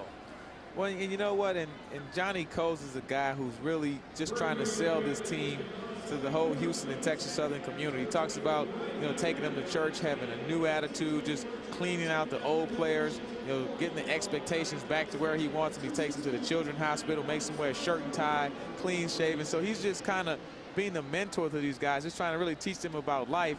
And that's how you have to start. You have to get them doing the right things off the field, and trust me, it'll transcend to on the field, going to class on time, all of those type of things, being respectful in the lunchroom, all those things around campus leads to players who can be productive and play together on the football field. Produced Lane College's first ever back-to-back winning seasons before arriving here.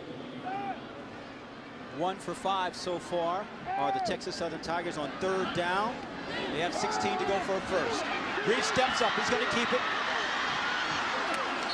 Gets down to the 20 before he is met by Edward Moore. Now we have a 4th down play. Well, I guess you're going to go for it as 4th. Well, you really don't have a choice at this point if you're Johnny Cole. Well, down 28-7, I like the call. Inside of 1 minute remaining. Reed has a man open, but he will not get to the first down. Very alert defensive play on the part of Zachary East. He is everywhere. All-star linebacker, senior for Prairie View A&M. And I think I can look at Johnny Cole's face just telling Bobby Reed, hey, it's 4th and 15. And so that when you have to try to go to the deeper receiver, just because the completion at that point doesn't give your guy a chance to make a play and get the first down. So that's just the learning process of Bobby Reed knowing the situation in the game and say, hey, a 5-yard completion at this point in the game doesn't help me. East led the SWAC in tackles last year. Look at the average for loss, the numbers for losses, the sacks.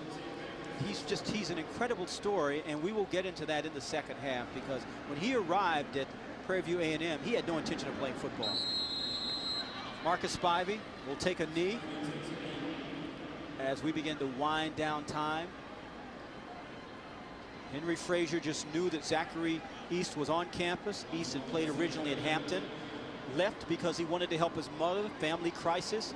He was at a community college, and Frazier found out about it, told the young man, come to Prairie View A&M. Don't even worry about really playing. We'll give you a partial scholarship, short for practice, but get your life together, get things in order. And it's worked out well. Henry Frazier, Zachary East, and the rest of the Prairie View A&M Panthers will exit at halftime, leading the Labor Day Classic 28-7. Johnny Cole letting Bobby Reed know that all is not lost. They got on the board. They still have 2 quarters of football left to play. His reclamation project at Texas Southern, and that program will continue. We're at half of the Labor Day Classic in Houston, Texas. 28-7, Prairie View A&M. Confidential tax settlement analysis. 1-800-583-6651.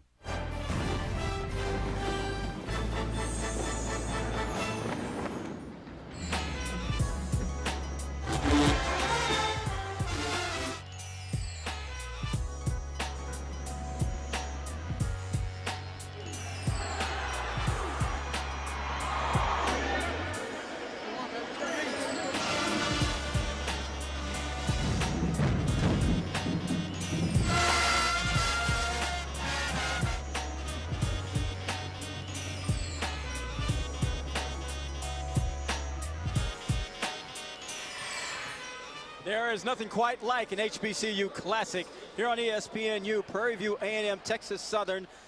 Panthers leading at 28-7 as we are about to commence the 3rd quarter. But before we do, Eddie Robinson Jr., look back at the first half. Yeah, I think Mark Spivey, we expected him to come out early and do some good things with the football, as he did. Prairie View went up, had a couple touchdowns early. Here to Gabriel Osazie-Adia. But Bobby Reed, I mean, they had a trouble early, but he came back, had some good completion. Here to Ricky Sweet Feet Sanders over on the sideline to get both of the toes in town, and then he had the rushing touchdown to finally put Texas Southern on the board. They're down 28-7 at the half, but they did get some momentum coming back. And you look at the numbers, Spivey 7 of 11, Bobby Reed 8 of 12, very similar. Spivey actually has 1 interception, so Bobby Reed hasn't really been outplayed from the quarterback position, but as a team, Prairie View has been the more effective team in taking advantage of the Texas Southern mistakes. And the Panthers will receive the opening kickoff of the second half. They deferred to this point, scored on their first 5 possessions and really set the tone, as you said. and Texas Southern playing catch up for quite a bit. But the last 5 minutes of that second quarter, the Texas Southern Tigers looked a little bit different, as though they had figured a few things out. Absolutely. Kickoff fielded at the 10-yard line. Up the middle goes Anthony Whedon. He gets out to about the 34-yard line, where he is tackled by Joseph Lewis. Yeah, you talked about the last 5 minutes of that second quarter, and Texas Southern's defense started to play a little better. They started, L.C. Coles, the defensive coordinator, is a pressure-oriented defensive coordinator. He wants to bring pressure and heat on the quarterback. They started to get to Mark Spivey a little bit, actually caused him to throw an interception towards the end of that half. So they have to continue with that pressure, make him feel uncomfortable in the pocket. Spivey will come out. Donald Mabry, number 13 in the backfield, had a very productive first half running, and they go to him immediately. Tries to break out to the left side, has running room, avoids a tackler, has a first down, and is finally corralled out of bounds, or escorted out of bounds, by Curtis Thomas. A good misdirection play in the spread offense. You fake to the first back and you actually give it to the second back, Babers, who's been carrying the mail today. Look at the blocking on the edge. That's just a great job from the Prairie View receivers, blocking to get those extra yards for Babers. Babers with an 11-yard pickup, setting up a first down for the Panthers. Mark Spivey operating out of the shotgun with two backs. Texas Southern's defense was pressed early on by this Prairie View offense. Trying to stretch it out and get around the side. There's running room. And Babers runs out of bounds, but has another first down. So first of all, they're going to have to figure out where number 13 is and what he's doing. A 22-yard pickup. Yeah, he's just faster than everyone else on the field. I mean, he's a small guy, so you can't really see him behind a big offensive lineman. Then when he turns the corner, he just has the speed to do this type of stuff with the football. And he still has the presence to get out of bounds and not take the big hit if you don't have to. He's still a little guy. He's 5'9", 170. But with a big heart. He's over 100 yards rushing with that carry for the game. Very nice average, 6.3, couple of scores. Will he get more? 1st and 10 for the Panthers. They're trying to make Babers again. He reverses directions. Yeah, and Spivey, the quarterback, standing there trying to throw him a block. So Spivey can do it all. And Babers, man, this guy is electric. He's going left and right, just making people miss. Here he starts to the left. Ain't nothing there. I don't like it. I'm a tap-toe dance, make people miss, get around the corner. Spivey, my quarterback's going to give me a throw, and I'm still going to get out of bounds and not get hit. He will take a well-deserved breather as he sets up another first down for his Panthers teammates.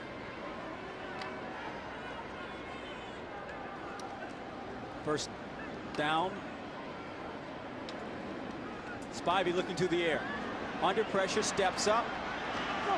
Tracked down and dropped by Parker. William Parker, freshman linebacker from Cincinnati. Yeah, and Spivey's trying to get cute. He's starting to feel pretty good about himself.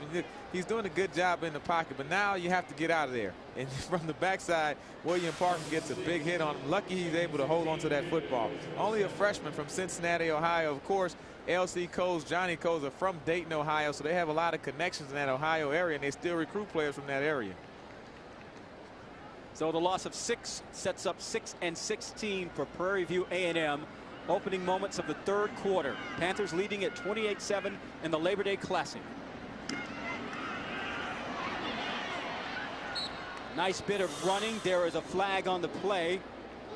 On the carry is the talented freshman, Michael Jason.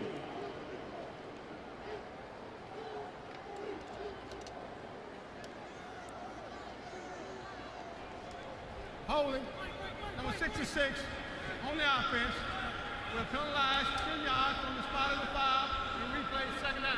That's the second infraction of the evening on young Jesse Jones, 6'1" junior from Houston, Texas. Not supposed to do that in front of the hometown folks. Not at all, but this offensive line was the only potential weak spot for Prairie View, so they're still trying to get those young players oriented to playing at this level. Now that's a number that will drive Coach Frazier crazy. The penalty, they're losing the battle of the penalties, and that's discipline.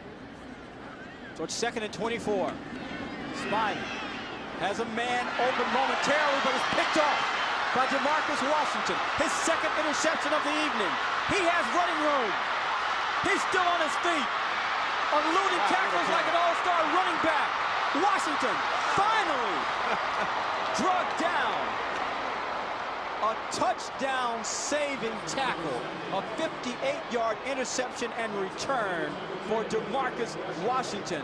That will put life into the Texas Southern Tigers. Absolutely. Look at their sideline. They're jumping up and down. And to me, the most exciting play at any level of football is the interception return for a touchdown. Here, he just battles the receiver. I wanted more than you. He makes the interception. And now you have a bunch of offensive linemen trying to make tackles. They can't tackle him. He's making people miss left and right and almost gets this thing back for a touchdown. And he nearly lost the ball. But what a play. And as soon as Texas Southern gets it back, here comes the Prairie View Panthers defensive unit dropping Bobby Reed for a loss of 6 yards. Leading the way, the All-America, Zachary East. Oh, yeah, Zachary East, he's going to meet Bobby Reed early and often today. He's going to welcome him to the SWAC conference and the style of football that they play at this level. 2nd and 17 for the Tigers of Texas Southern. Trying to capitalize. Pressure. He still completed a pass to Sanders, who gets down to the 20-yard line. They're trying to capitalize on DeMarcus Washington's interception. I mean, great play by Mark Spivey standing in the pocket, but this isn't fair. This guy's an All-American candidate, and I mean, you just can't let him walk in there and hit your quarterback without taking a shot. Good job by the freshman here, Ricky Sanders, making the catch and getting upfield. 14-yard pickup by Sanders, who has 3 receptions for 30 yards, a 10-yard average. Dad would be proud of that. Absolutely. Right, over the right side. He gets maybe 2 yards. In the spot here, may be enough for the first down, so he did a good job of fighting for that last extra inch. We'll see. They may have a measurement. Quentin Spears. No, first down, they give it to him. Quentin Spears on the tackle for Prairie View A&M. This would be such a contrast to the opening of the first half when Prairie View A&M came down, dominated, scored every time down, and shut down Texas Southern offensively, which clearly looked off balance. Yep, absolutely. Prairie View turning around. 1st and 10. Right, left side. Touchdown! Texas Southern. 16 yards for the freshman from Dayton. And the Tigers are not ready to go away. Now we have a ball game now, folks. The big freshman, they talked about him being the guy that really showed them a lot in camp. This guy's a freshman from Dayton, Ohio, recruited just to come down here and get a job, and he wins the starting job. His 2nd touchdown of the day, well, his 1st of the day, but he's had some very effective runs just going downhill, running between the tackles. The extra point is up and good. And it's 28-14, but Wright is limping off, has to be assisted to the bench. That may not be very good. When we return, this man you're familiar with, a former HBCU star, Jacoby Jones, he'll join us when we return to the Labor Day Classic in Houston.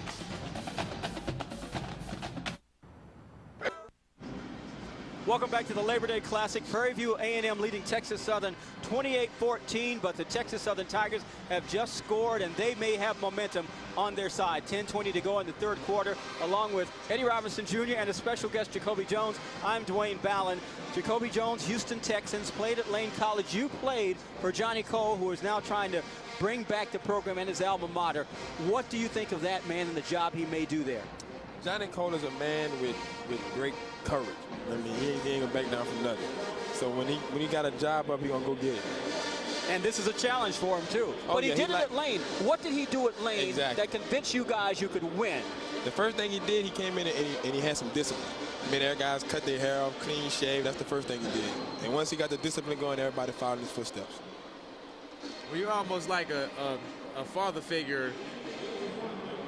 Johnny Coles is to you. I mean, how does that translate with you being here in town and you kind of mentoring guys like Bobby Reed? Are you kind of passing it on the things that he told you, trying to talk to some of his players to get their lives going in the right direction and being good football players? Oh, yeah. Well, Johnny, when he came into Lane College, you know, and he stepped up for me. And he knew I had no father. So when he came to me, he said, "I'm your daddy now, boy." And then when he first got to Texas Southern, he called me and told me, he said, "Man, hey, I need you to come down there and help me with these kids, get some camps going, and help out with my team." I said, "I got you, coach." What do you see him doing in the short period of time he's been here that's made a difference? Well, I see it in these guys. They start to believe in him. At first, when he came in, like I say, when they make him cut their hair, everybody like, man, what you need to cut my hair? But I see these guys out on the sideline. They start to believe in the system. That's one thing he do. He will say, believe in my system. How do you handle a situation where you've got a young man like Bobby Reed, and you're a player? A guy comes in from a heralded big-time program, and he only has 1 year. Comes with a little bit of baggage, maybe. As you as another player, what are you thinking? What do you want to see? Well, I sat down with Bobby, and I told him, I said, man, think it through. You might want to stay another year, and you can get better. So I see Bobby's a good quarterback, a great quarterback. He got good size, a good arm strength, and I mean, he got great potential. So I think he can make it to the next level. Now, when you see the guys at Texas Southern and they see a guy like you around campus, you're playing with the Houston Texans now, but you come out of small school, Lane College, do you think it inspires those guys to say, hey, just because I'm at a smaller school, Texas Southern, I can still play in the NFL and play at a real high level like you're doing? All the time. That's why I go to school a lot, man. I tell them guys, man, look at me as a regular guy, man. I'm here to help y'all. And when I talk to them, I say, man, TxSU is better than Lane College. Right. And I mean, Lane College, man, was a hole in the wall. You need a map question to find my school. Second and long for Prairie View A&M. And the Texas Southern defensive unit is beginning to respond. Now, here's you now in the NFL. What has Johnny Cole done? Does he help you with your game now? Do you talk to him? Oh, yeah, man. I mean, like early in my preseason, I had a little fumbling problem, but he said, talked to me, he said, man, go back to being yourself, man. Go back to Lane College, Jacoby Jones. And so he's someone that's a confidant. You trust him. You understand that he knows your game and he knows you. Oh, yeah. Oh, yeah. He know me. He called me and he said, man, look. You ain't nobody can beat you but yourself. So I looked down, I sat down, and I prayed about it. I said, man, I'm going back to Lane College, Jacoby Jones. If you had a son who grew up, and you had a choice of your son playing at one of the biggest schools in the country or playing for Johnny Cole, what would you do? First class Johnny Cole. No doubt about it. No doubt about it. He runs a first class type of system, man. You remember this? Oh, yeah. Lane College, baby. You guys look good in all that red. This was last year. We were up there for Morehouse and Lane, but he did something at Lane that a lot of people didn't think was possible. Oh, I mean, he came in there just like this team here at 0-11. We was 0-10. He came in, I mean, we went 0-10. He said, man, still believe in my system. I said, I'm around with you, coach. Next year, you turn us around with 8-3, best record in Lane College history. So, Jacoby, tell me, what are some of your goals this year? I mean, of course, we know the Houston Texans, this is their year to make it to the playoffs. We know that. I live in Houston. I hear it all the time. But personally, what are some of the things that you want to set, that you set for yourself to do this year as the Houston Texans? Well, the first thing is I don't want to fumble the ball no more. Okay, that's a good start. You make the team that way. That's the first thing I don't want to do. But I want to contribute the best way I can on punt return and just to get us extra 10 yards. And if one break. Okay. Well, your former coach's new team is beginning to get it going a little bit. They were really shaky early on, weren't they? Yeah, I mean, when I got to the game, I was rushing through traffic. I see the guys, I look at them there, I say, man, look, I'm on the sideline talking to them. I said, let's make plays. Make plays. Let it happen. Let it come to you. Make plays. Make plays. Flag on that play. We'll wait and see what happens. How long does it take players who have been losing to buy in to what Johnny Cole is selling? Well, honestly, I think they will work faster than us because when we got them, we came in camp. They had an actual spring with them, so I think they'll work a lot faster. I mean, I think they're picking it up right now in this game. You expect, as we listen to the referee first for the official call. Offside, number 95 on the defense. It'll be 5-yard penalty from the previous spot. We'll replay third down. That's against Darnell Reeves. So look into your crystal ball, Jacoby, and tell us what this Texas Southern team is going to do this year under Johnny Cole. They're picked to finish last now. You know what? He's always the underdog, and he likes that type of stuff. And that's when he comes to prove people wrong. He might sneak up and be the Black College champions this year. Wow. That's a mouthful. I won't doubt him a bit. 3rd and 6 for Prairie View A&M, leading at 28-14. Spivey flushed out of the pocket, under pressure, and Jacoby called it. He's down. Well, Jacoby, if you're going to be an announcer, you have to be impartial. You can't be cheering. You can't be cheering for one team. That's right, folks. We just want to make clear there are 3 of us up here in the booth: Eddie Robinson Jr., Jacoby Jones, and Dwayne Ballin. And Eddie and Dwayne didn't clap just now.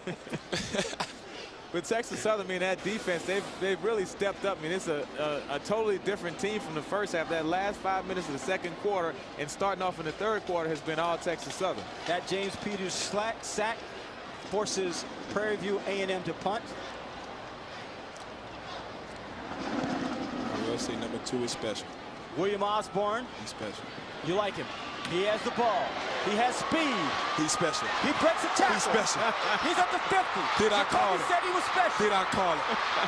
And he's corralled out of bounds. A flag on the play. There may be a call against Michael Jason. I mean, I go to these guys' practices, man, and when I first day I went out there and I watched that kid, I said, Coach, what's that guy's name? He said, man, his name is Junior. So every time I see him, I mess with him. I say, what's up, playmaker? He's going to make a play for me. That's when I went on the sideline. I just clapped my hands. Hey, playmaker. Hey, playmaker. There he is. You like that? Oh, yeah. Well, you call it this. Tell us what he's doing here. Well, I can tell you right now, he got great vision. He's tucking the ball. What I need to be doing, he's accelerating. Michael Jason gets the face mask, and he'll get called for that. It was a 46-yard return. Pass the distance to the goal line. First down. And a 41-yard punt. So now, Bobby Reed and the Texas Southern Tigers, who appeared to be down and out early in the second quarter, have an opportunity to climb back into this one. They scored in the opening moments of the second half, and now they're knocking at the door once again, trailing 28-14. First down.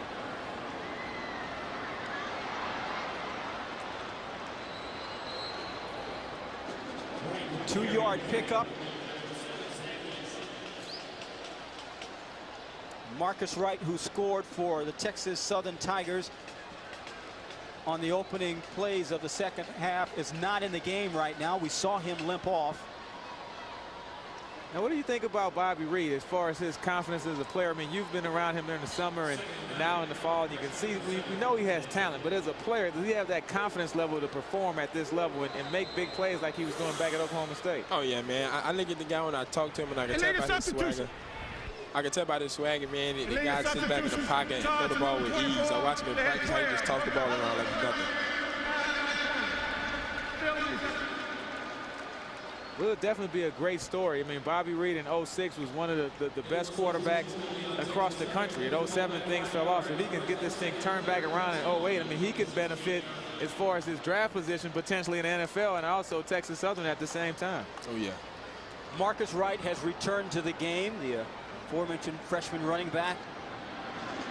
Under pressure is Reed, and down he goes. Courtesy Jamal Lavin. A loss of 10. Yeah, he's made a couple plays earlier today, but in this one he's unblocked. So just a protection error by Texas Southern, and you're going to have that. A lot of new players, sometimes the running back may step the wrong way, and so you can't really fault Bobby Reed on that one when you have guys coming in unblocked, and just give Prairie View some credit for making some plays also. You know, Jacoby, as we watch these young men, we're starting to see more and more players from small schools in the NFL. Does that make a difference? Why is that? Well, I can tell you, it's a lot of talent in small schools. Small school is just a bunch of guys, man, who might not have the grades to make it on that next level, but who still has the push and drive to get to the next level in the NFL. So that's why they go looking for him. Quentin Spears applying pressure to Bobby Reed. We are joined by Jacoby Jones of the Houston Texans here in the booth at the Labor Day Classic. Eddie Robinson, Dwayne Ballin, our entire ESPNU crew. Jacoby played for Johnny Cole at Lane College. Cole now in his first year at his alma mater, Texas Southern. And he has the Tigers looking for another score. 43-yard field goal attempt now coming from Robert Hirsch. Kick is up, and it is wide left. Well, Jacoby, we'd like to thank you for joining us. Oh, I appreciate it. It was fun. And I'm sure you'll pull Johnny Cole through this year. Oh, yeah, I'm going back to coaching. The Houston Texans might have a little to say about that. It's 28-14, 5:50 remaining in the third quarter of the Labor Day Classic in Houston, Texas. We'll return to Reliant Stadium after these messages. On top of our best offer. Back here in Houston, Prairie View A&M leading Johnny Cole's Texas Southern Tigers 28-14. Texas Southern with an opportunity to score, could not convert on that last series. College football continues on ESPNU Saturday night as the Florida A&M Rattlers take on the defending MEAC champion Delaware State Hornets. College football prime time on ESPNU Thursday night at 7:30 Eastern. For more information, log on to ESPNU.com. Well, Eddie Robinson Jr., so far, Texas Southern is a different looking team in this half. Now Johnny Cole has to figure out how to get it in the end zone. Exactly. You just have to maintain that momentum. You've done some good things, put Prairie View on their heels. Now you have to capitalize. Flags and whistles before the play can really commence.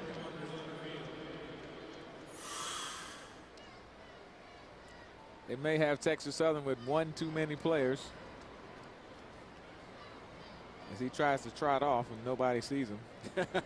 That's always funny when the guy gets caught on the field. Referee Hal Cooper is a pretty sharp bird. He's been around the block a couple of times. Yeah. Actually, he was the referee when I was playing in the SWAC back in some years ago. Very diplomatically done. The day of the game penalties declined because the band is playing and they could not see. Band needs to be quiet. Okay. Okay. Harold Cooper says the band needs to be quiet. I'd heed those words. Well, they got 25 minutes for halftime, so now we have to play the football game. Oh, boy.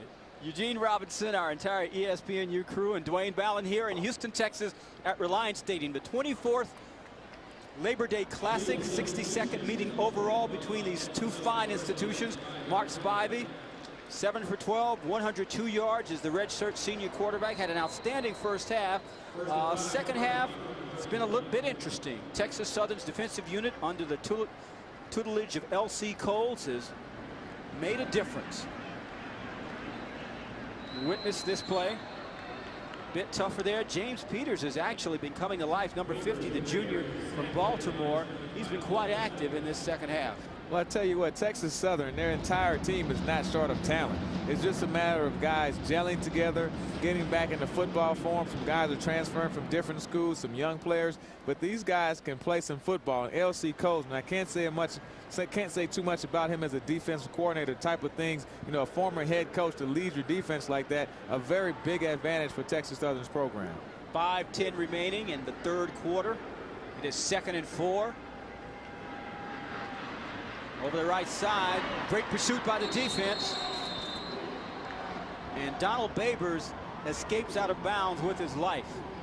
Boy, Texas, we can't overstate it. The Texas Southern defense with players like Matthew Valmore playing much better just looks totally different from those first 5 possessions. I mean, Valmore is 260 pounds. Now, keep in mind that, I mean, this guy Babers isn't but 170. So you're talking about taking a good angle, and that's a lot of hustle. That's getting up on your giddy up to chase a little guy like that where he gains 2 yards on the sideline play. So that's big effort for Valmore. Made some big physical stops inside, but now shows his speed to the corner to keep up with a small guy also. So it's 3rd and 3 for Prairie View A&M. 4 for 7 on 3rd downs. Powering over the right side, close to the first down, is Babers, leading the way defensively for Texas Southern. Was Cameron Beck. And they pick up the first down. Yeah, but I like what this Texas Southern defense is doing, and really their entire team. When you're talking about a team that was 0-11 last year, a lot of transfers, new coach, you fall a 28-0 in your opening game, you can pretty much tuck it in and go home. But they came back and they fought back to get back into this football game. Panthers now with the ball at the 37-yard line.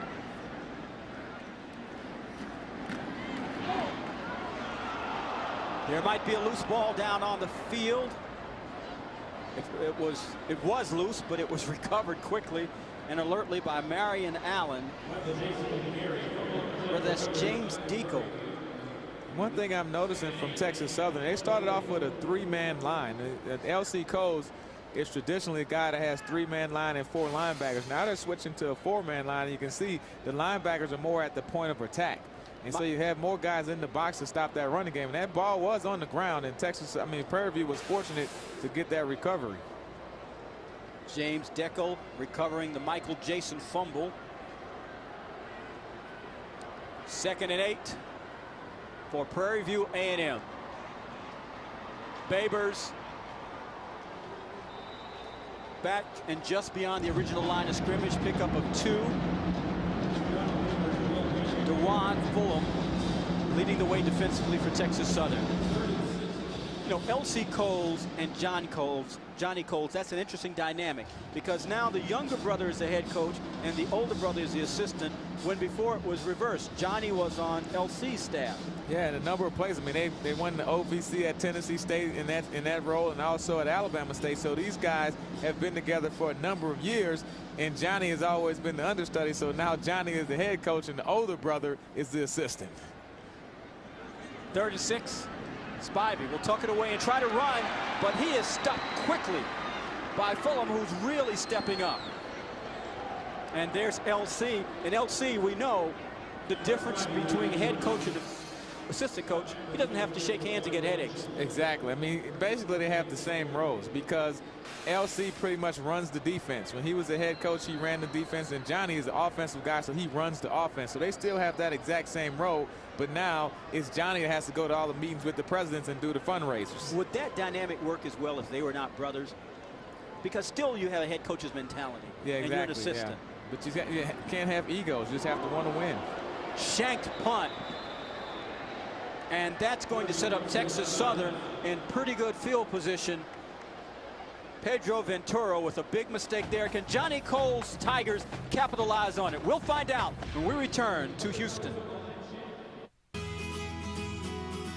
Are you ready for the max? 28-14 here in Houston at the Labor Day Classic. A festive atmosphere as always.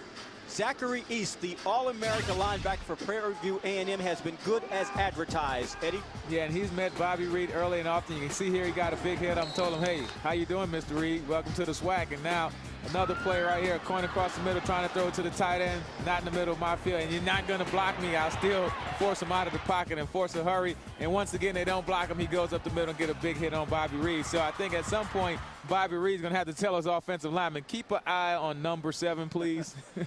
Outstanding defensive player. Very good student. They're just a great kid and comes to the game with a mean attitude. You love that type of player. You don't have to get him motivated to play. He gets off the bus ready to hit somebody. But off the field, Coach Frazier says he's a teddy bear. Quiet guy. I mean, I live here in Houston. I stay in touch and I talk with Zach East quite often. And you would never think he has that type of mentality on Saturday afternoons. Let's see what he and his defensive mates can do against Texas Southern. Excellent defensive play. Great pressure on the ball up front, and then great reaction by the secondary. Nice hitting by Edward Moore. Yeah, I'm going to tell you about Edward Moore. I went to Prairie View's camp, and he was actually demoted from first team to second team just because they felt like he wasn't having a really good camp. So the next day, he went out and jammed up all the receivers all day and just had a very physical day. I mean, this guy is known as a big hitter. He was 3rd on the team in tackles last year with 54 tackles. So that's from a corner spot. So that tells you what kind of hitter he is. 2nd and 10. From the 47-yard line. Reed on a screen, and it doesn't quite develop the way he wanted. I'll tell you what, Zachary East was in the middle of that thing, and he saw the ball in the air, and he just went and just tried to jump and take everything out. So fortunate for Texas Southern that it didn't end up in his hands. Bobby Reed might very well have nightmares about number 7. If someone doesn't block him soon, he's gonna... Texas Southern facing a 3rd down. The Tigers are 2 for 8 so far in that situation. They could use a score to maintain their momentum that they picked up late in the 2nd quarter. Reed on a rollout. He's going to keep it. Not going to get very far, though. Guess who was there? Once again, number 7. But that was a good decision, actually. I mean, he didn't have anything downfield. You don't want to make, you're at the 50-yard line. Worst case scenario, you punt, you play the field position role. But when you're making this thing on the outside, look, you pull up inside and you look downfield, there's still nothing there. Now, your offensive lineman probably could have hit Zach East for you. He turned around, and by that time, Zach was gone. I mean, this guy can run to the football, and when he sees a guy in open field like that, he's going to try to get a hit on him. 6'2", 250 pounds. A self-admitted mama's boy. Of course, don't tell that to the opposing players. Flag down on the field. Call will be against Texas Southern. You know, we've had some flags on the field, but this is the first game, and you have to realize these college athletes, they don't get the luxury of playing 4 preseason games to tune it up. So they're going straight from a scrimmage or 2 in the offseason right to the first game. So they're going to have those mistakes early on. Charge to Texas Southern. That is that second timeout. So Texas Southern will talk about it. So there really was no flag on the play. You know, Texas Southern has had opportunities to cut even more into that margin, but haven't been able to quite get over the hump. Yeah, I mean, you see they've had some picks here. Number 10, DeMarcus Washington, has both of the interceptions, and the second one just is a great play. Cornerback runs a square and right. He just breaks underneath and making it. Has a big return, and you think he's going to get something and can't score. And Osborne looks like he's going to break loose. When Jacoby Jones called this, he said he's a special kid, and he almost gets to the end zone like he needs one more big block, and they don't get it. But what happens is after they get those big returns, the offense comes into the game, and they're not converting that into touchdowns or into points. Look at DeMarcus Washington. Takeaways, points off those. Prairie View A&M has been much more productive in capitalizing on the mistakes. That's correct. So now Texas Southern is punting away, and that will be a touchback. Ball at the 20-yard line for Prairie View A&M. For up-to-the-minute news for everything that is college sports, log on to ESPNU.com. This online service is a gateway to the best in college sports content from ESPN, combining the latest news, scores, features, video highlights, podcasts, and much more. If you don't have ESPNU, be sure to log on to ESPNU.com, type in your zip code at the top of the page, or call your local cable operator or satellite provider. Log on to ESPNU.com today. Now, in this exchange right here, Prairie View always comes onto the field, and their offense, they don't huddle. They go straight to the line of scrimmage. They've caught Texas Southern a couple of times not being set. It looks like the Tigers this time have come up to the line of scrimmage and matched them as far as getting ready in a timely manner. We're in the final minute of the third quarter. 28-14, Prairie View A&M got up early on Texas Southern, and so far hasn't really looked back. Matthew Valmore once again involved in the tackle. Look at that yardage breakdown. Now Prairie View A&M total yards have just been dominant, and in penalty yards, which is something that Coach Frazier is not going to like at all. Yeah, that gets you some early morning running the day after the game. You get those many penalty yards, and just can't have that. When you're playing some good teams in this conference, you can't make those type of mistakes repeatedly. Keep shooting yourself in the foot. You won't win like that. Marcus Spivey over to talk to Coach Henry Frazier. Coach Frazier said that things went so well in preseason. He was so impressed with Marcus Spivey, and that at one point he gave him the briefcase. Now the briefcase, during preseason practice, he would give out a briefcase to a player because that meant that they took care of business. So a number of briefcases went to Marcus Spivey, and he expects for Spivey to lead them to a championship this season.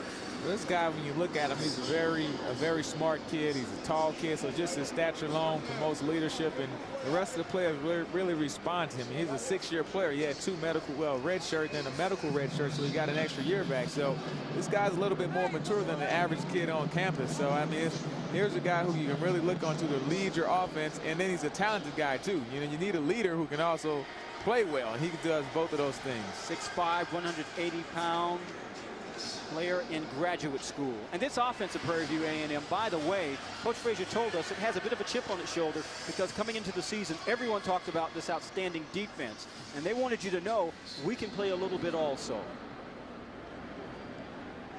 2nd and 8. Spivey drops one off and has a receiver open. That's a first down.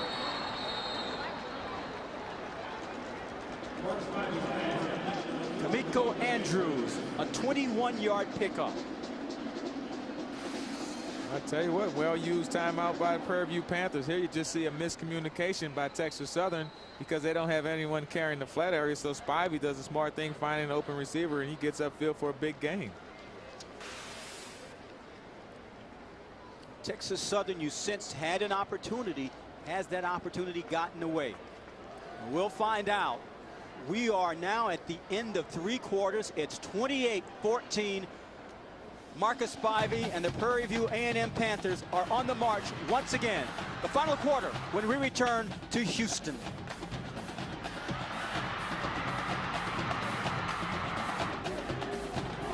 The Southwestern Athletic.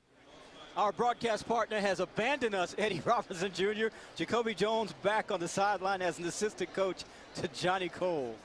Well, I mean, he's a big part of this Texas Southern program. I mean, because you can see he's trying to get these guys ready to play, and you have to respect the guy who comes from a small school. He's producing at a high level in the NFL, and he's just an ordinary guy. And that's how he can really relate to these kids, because he's just on their level. I'm just an ordinary guy coming from a small school and want to do the same things that you're doing now. Makes a huge difference for those young men to have an NFL player on that sideline.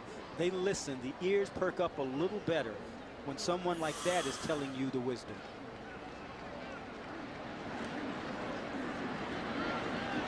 On the ground is Babers, who's had a pretty good night, over 100 yards.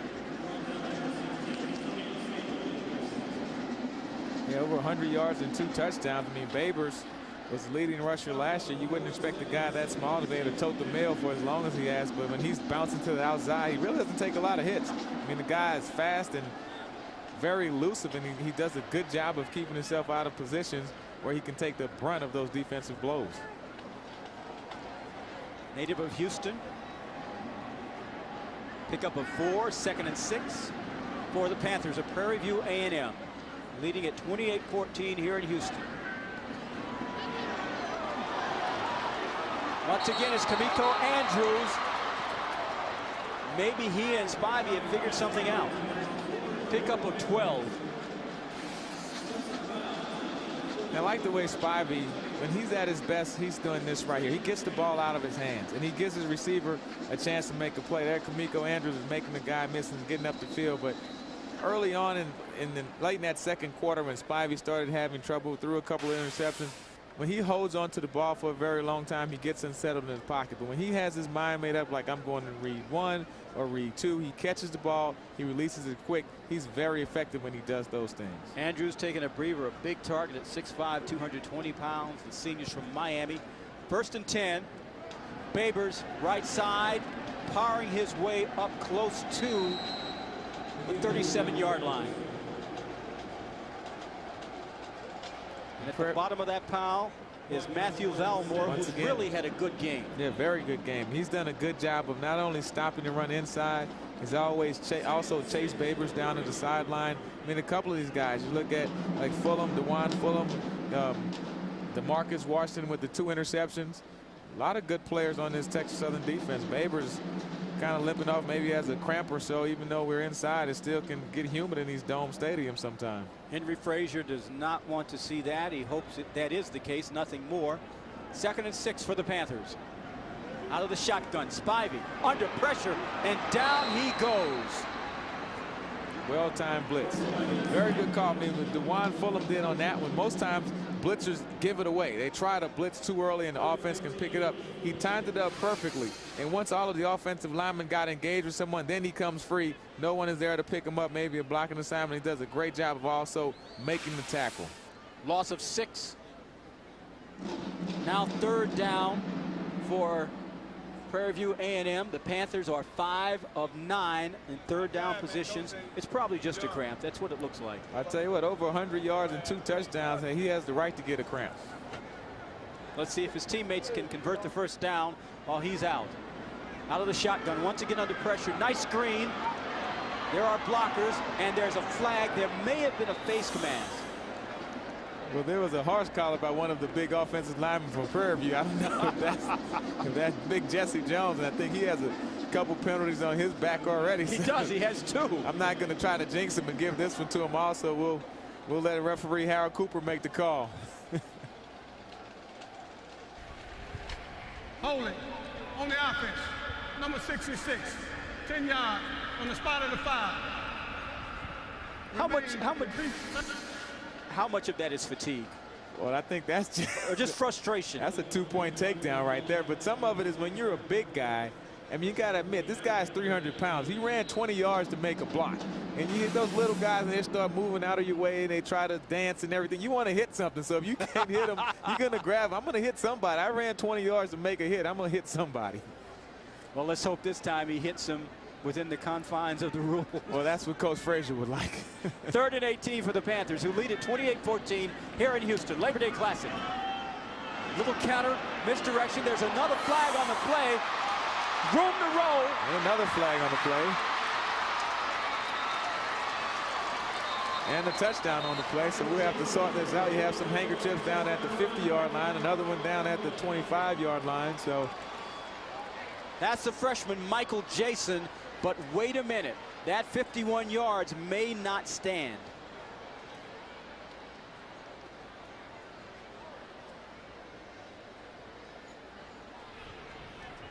Holding on number 66.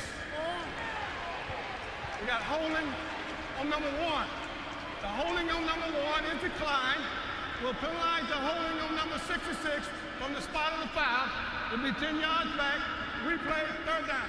Poor Jesse Jones. Maybe Anthony Whedon didn't want him to feel so bad, so he helped him out with a hold there, but it was his infraction that still is going to cost him the 51-yard run by Jason.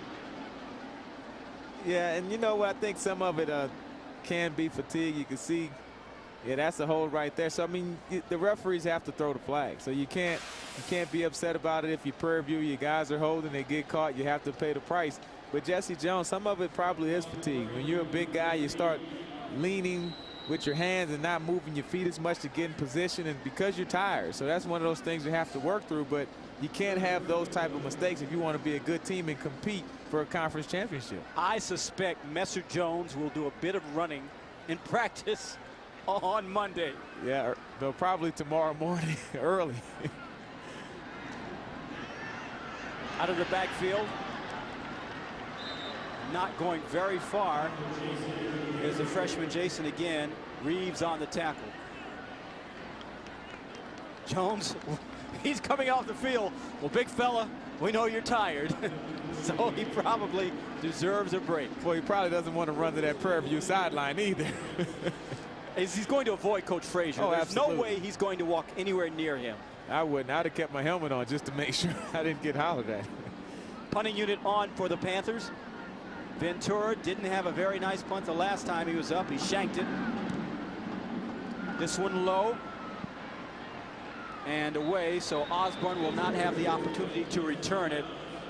When we come back, though, Texas Southern will have the ball. Can Bobby Reed get the Tigers going? It's lonely for the big fella tonight. Had to get close and feel loved. We'll be back in Houston after this. Jack Link's Beef Jerky.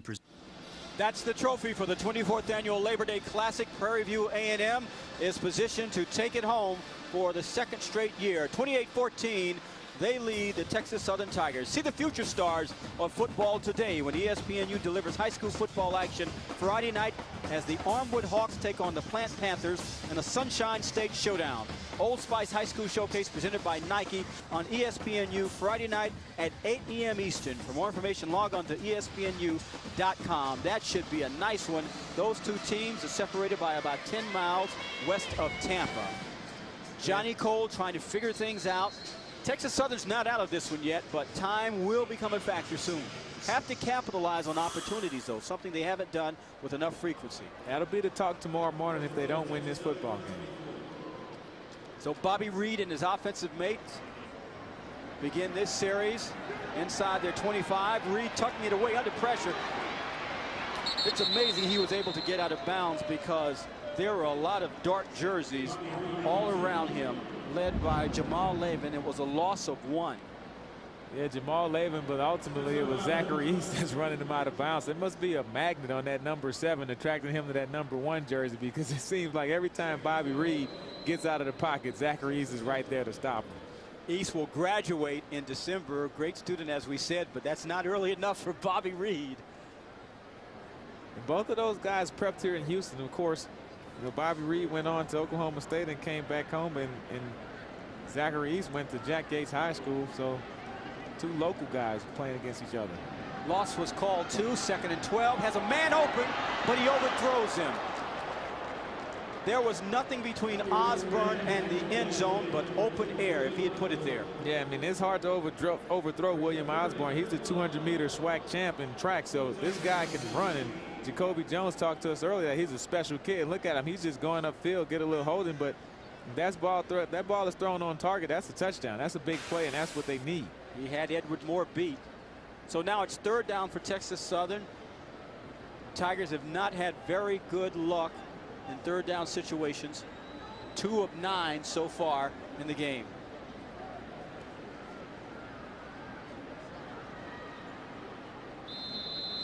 Bobby Reed didn't like what he saw. He wants to go over to Johnny Cole and talk about it. We're in Houston, Texas at the Labor Day Classic, the 24th annual, along with Eddie Robinson Jr., our entire ESPNU crew. I'm Dwayne Ballard. Glad you decided to join us on what has been a busy college football Saturday up at the Big House. It's happened again.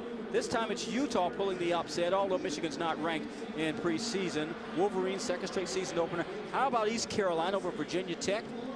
And Joe Paterno matching Bobby Bowden with the big win over Coastal Carolina. 373 career wins now at the top to match each other in the major Division I level. Yeah, I think that East Carolina game was probably the biggest upset, and that was a special teams play. I mean, the opening week, you're always going to have a couple teams lose because of special teams.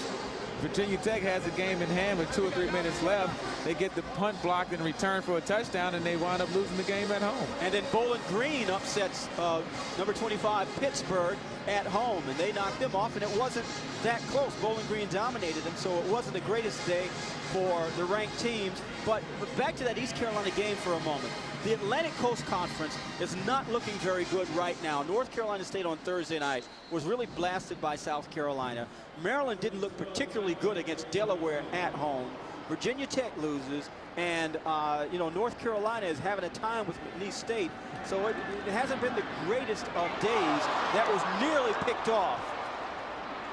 But it's been tough for the ACC so far. I mean, it's only the opening weekend, so things can turn around. But like you said, that's a very, very tough start for the whole conference. And here, Bobby Reed just throwing one kind of high. The receiver never looked to make a play on, and that's Anthony Beck that got 2 hands on the football, and that's one that he should have caught. Shoulda, coulda, woulda. Yep. Things have settled down here now. Both offenses have stagnated a bit. First half belonged mostly to Prairie View A&M. Offensive unit looks so efficient. And then late in the 2nd quarter, early 3rd quarter, Texas Southern came back under pressure. And there are no flags down, although Solomon wanted them for Texas Southern. Guess who's coming back out on the field? Jesse in the game. 28-14, Prairie View leads it. We'll be back to Houston after this. Oh no, oh no, oh no, yo, yo, yo, oh no, you didn't. Sucker tried to play me, but you never paid me, never. Oh no, you didn't. Payback is a coming, you will be running forever. Oh no, you didn't. Until I get my vengeance, I will never end this mayhem. Oh no, you didn't. I'm a mercenary, you ain't got a prayer, you owe me. Mercenaries 2, rated T for teen. The kids have been wanting to go to the Safari theme park since last summer. So we used our City Cash Returns card to buy the tickets and stuff. It was great to get close to the animals, but not that close. Luckily, we used the cash we got back to help pay for some body work. With your City Cash Returns card, earn unlimited cash back and get it mailed to you automatically. Whatever your story is, your City Cash Returns card can help you write it, because City never sleeps. Every eHarmony match is based on compatibility. And now during our free communication weekend, you can communicate with your matches absolutely free. Free communication weekend happens this Friday through Monday only. Our special limited time offer is the perfect opportunity to meet new singles. Anne-Marie and I both were like, I was so excited when I saw your profile. I wanted to kind of get to that communication. Log on today and communicate for free. Only during this special free communication weekend. eHarmony.com. We're back at Reliant Stadium in Houston, Texas. College football on ESPNU, the Labor Day Classic featuring Prairie View A&M and Texas Southern, couple of rivals. 10 minutes of 40 minutes apart here in Houston, along with Eddie Robinson Jr., our entire ESPNU crew. I'm Dwayne Ballin. Wearing the purple are the Prairie View A&M Panthers, and the white, the Texas Southern Tigers. 28-14. 9:43 remaining in regulation. Mark Spivey and Bobby Reed, respectively. The quarterback comparison, is this what you expected to see, Eddie? Well, you look at it, I mean, neither guy has really had a very exciting night. Spivey started off red hot, but he had the 2 interceptions after the blitz started to get to him. Bobby Reed settled down, started to do some really good things with the football, but now the game is just kind of mulling back and forth, and neither guy is being very effective from the quarterback spot. So we see if Spivey has his chance to make another big play from the offensive end for Prairie View. He and the Panthers begin their offensive series at the 43-yard line. Donald Babers, who's over 100 yards for the evening, doesn't get very much there. Fulham, Valmore, Peters, number of Panthers are there to greet him. Number of Tigers, rather. And I like this defense. I mean, Texas Southern, like I said earlier, they started off with the 50 front with the 3 linemen and the 4 linebackers, and they switched up. They started giving up a lot of running plays and blitzing out of that formation. So now they're going back to a 4-man front, and they seem to be a little bit more effective with that. Have the 4 guy with his hand down, and the linebackers are very active, putting more people in the box to try to stop this running attack that Prairie View has brought to the ball game. Pickup of 1. 2nd and 9. Spivey out of the shotgun. Whistles, and a timeout is called by Prairie View A&M.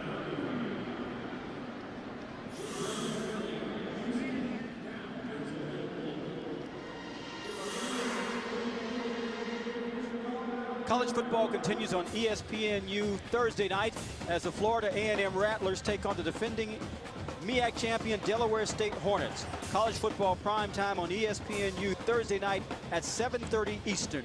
For more information, log on to ESPNU.com.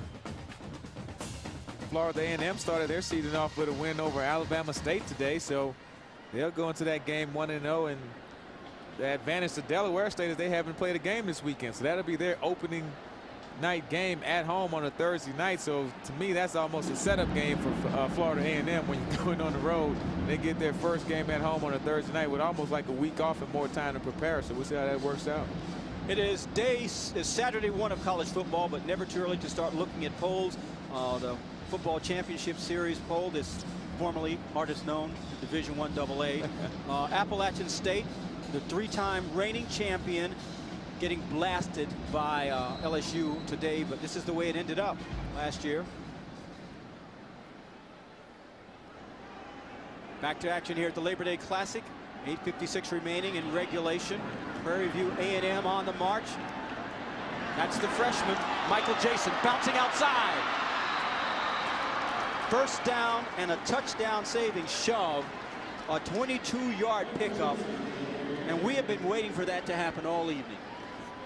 Yeah, absolutely. I mean, this guy has some speed. Coach Frazier talked about him taking a 50-yard screen in practice and just running away from everyone. And you can see the type of speed he has once he bounces around the corner. A bigger back than Donald Babers, but you have a Babers who's extremely fast and quick, and you come back with a Michael Jason who's a freshman. I mean, those 2 guys together can really wear down the defense because you're coming in with a guy with some fresh legs, and this Texas Southern defense has been playing the entire football game. Matter of fact, he originally had 43 in preseason. Coach Frazier changed it to 34 because flags on the play, because he said that Jason reminded him of a famous 34 of Houston football lore, one Earl Campbell. Yeah, and if you live anywhere in the state of Texas, there's only one number 34. I don't care who else wears that jersey, so that's a very high honor to even put that jersey on him.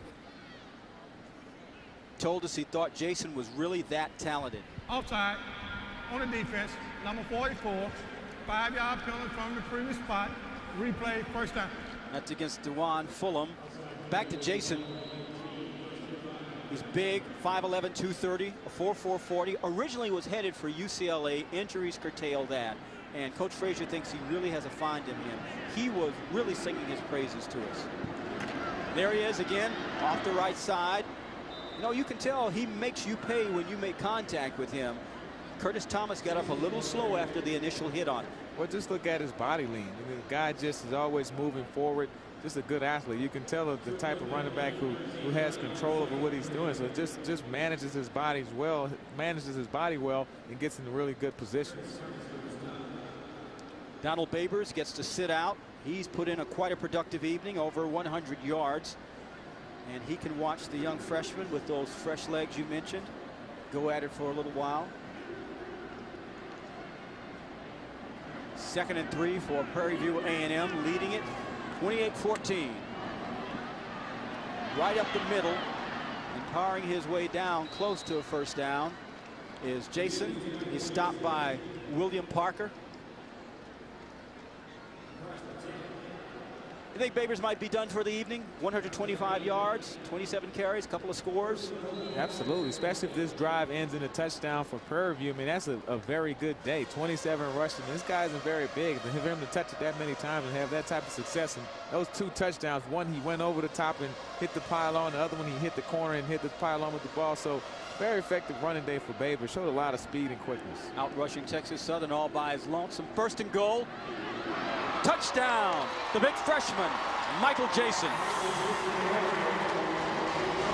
That's a great 1-2 punch from Prairie View. You add those 2 running backs, also with the Spivey and the talent he has from running the spread offense, but Prairie View can really just get into an I formation and just run downhill, move people out of the way, and move the chains. And that's very dangerous when you have a team like that who also has a passing game and a big physical defense.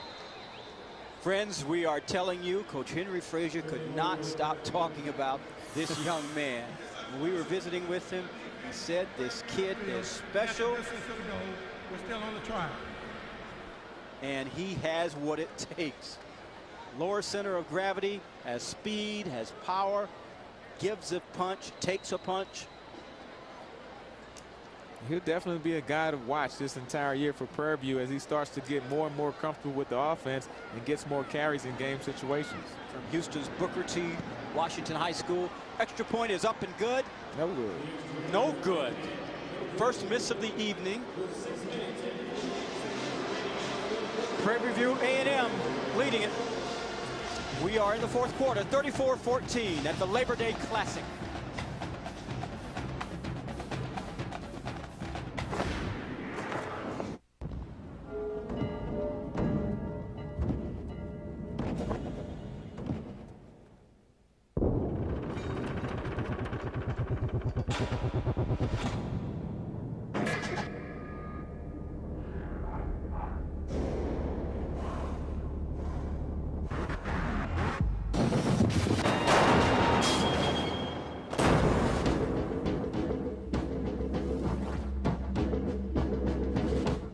Well, here's the thing. I'm a dog fan, Georgia dog fan. My brother's an Arkansas Razorback fan. Naturally, the dogs are better. But, you know, we have to bring them over to prove it every single time they play. Might as well have everybody else over, too. I am definitely the griller in the family. Must be good. I don't hear no talking over there. My thing is the grill. Anything grillable? See, they're clapping for me right now in the background. They know I'm talking about being a grill master.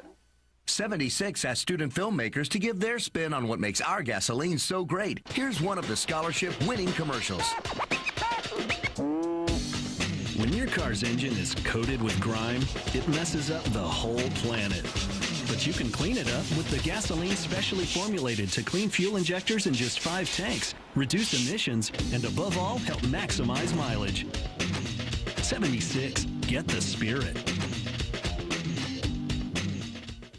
Want to take RC to a whole other dimension? New from Airhogs. It's the Zero Gravity Wall Racer. It's designed for races in extreme places and defies gravity to race mess-free on the walls and upside down. Wall racers adhere using Vortex technology. Flip on the engine and they defy gravity. The 6-way controller allows you to make hairpin turns on the ground, the wall, and upside down. Race up to 4 at a time and challenge your friends. Design a new custom track every time with the reusable 26-piece clean racetrack and 12-piece obstacle set with mess-free removable pylons. On this special TV offer, you get the zero-gravity wall racer with rechargeable battery, 6-way controller, 26-piece racetrack set, 12-piece obstacle course, and the AirHogs 10th anniversary DVD. Race without a trace with the RC that's wall climbing and gravity defying for 2 payments of $19.95 plus shipping and handling. You can call 1-800-882-9927 and race mess-free for 2 payments of $19.95 for a total of $39.90 plus $8.99 shipping and handling. You must be 18 or older to order. Welcome back. Prairie View A&M leading Texas Southern 34-14. The freshman Michael Jason with that run, sophomore rather, I've been calling him a freshman. He's a sophomore, 8-yard touchdown run. He is someone to be reckoned with. Now, we didn't call Jesse Jones his name at all during that last drive. And you know why, Eddie? Because he did his job. Absolutely, kept his hands inside. I'm sure he got a tongue lashing on the sideline, but look at him here. Blocked down, moved the pile, scored a touchdown, no holding. So, hey, you're going to give a guy grief with all the yellow flags, you have to give him a little sugar also. So Daddy and Mama Jones and Family Jones, things went well on that drive. He's in the middle of the group now. He didn't have to move over. No more being exercised, so he's all right now. He's back in the fold. Yeah, he's back in the circle of love. It was 5 plays, 43 yards, 8-yard run by Jason to give the Panthers a 34-14 lead. 6:48 remaining here in Houston. Along with Eddie Robinson Jr., our entire ESPNU crew, I'm Dwayne Ballard. And there's a sack by the Prairie View Panthers defensive unit. Loss of about 1. And leading the way on that was Joshua Mack. Yeah, I didn't like that play. They faked it one way and tried to fool the Prairie View defense, but Joshua Mack, oh, I know that was supposed to be a shuffle pass. I think the guy was coming underneath, was supposed to take that flip, but Joshua Mack was just standing there in front of the quarterback's place, in front of his face. Loss of 5 on that. Reed now going to the air, quick slant, but boy, these defenders for Prairie View A&M, and some of these are the younger players who are getting an opportunity to play now, are showing Coach Frazier that they want more playing time. Absolutely. They reacted quite well. It's like blood in the water, and Zachary East, he's still out there. Hey, no gloves, no tape, no elbow pads, just an old school player who runs around and knocks the crap out of you every chance he gets. Coach Frazier says he has very bad intentions when he arrives at the ball carrier. It's a good way to put it. That's a mild way to put it. 3rd and 16. Reed out of the shotgun, under pressure, steps up out of the pocket, still being pursued, and he's dropped. Excellent pursuit on the play for Prairie View A&M. Lester Butler, sophomore from Baton Rouge.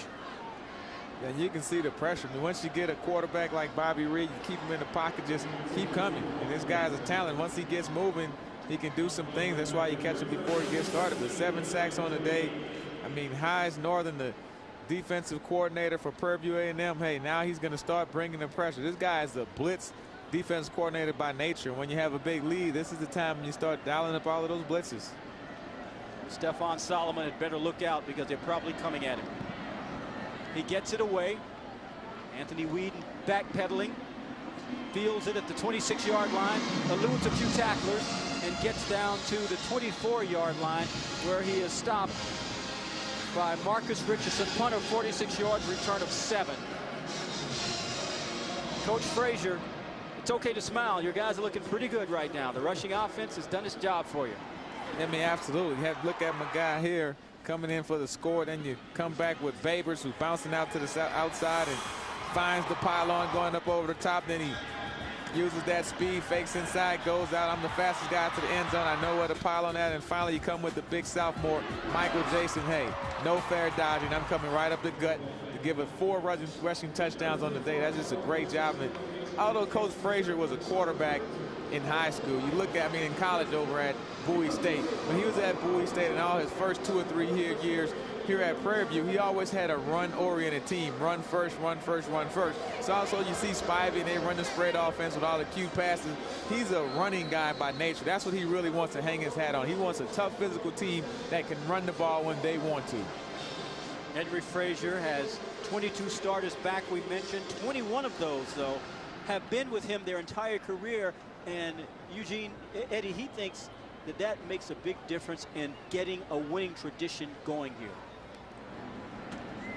Coming back with the run. Yeah, you're absolutely right, because you look at the way they turned this program around. They hadn't had a winning season in a very long time, but then in 2004 they start off 3-8. 2005 they're 5-6.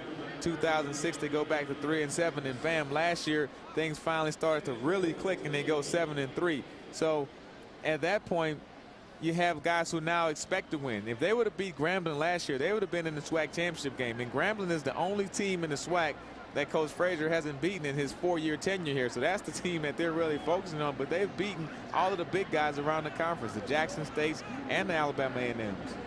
2nd and 4 for Frazier's Panthers. Big sophomore Jason getting the bulk of the ball carrying now. Fulham with the stop. Prairie View A&M apparently on its way to victory. Start the season 1-0. 2nd straight win in the Labor Day Classic. Texas Southern will start 0-1, extend that losing streak to 0-15. However, there have been some positive signs for Texas Southern that Johnny Cole can take away from this game. A lot to work on, but there have been some things that he can build upon. I mean, they took a very hard punch in the mouth. I mean, their first play was the interception on their own 5-yard line. They were down 7-0. Maybe you question that call. Right. In that situation where they were opening play. Unless it works. Right. 3rd and 4. Jason over the right side, taking about 5 Texas Southern Tigers with him before he finally goes down.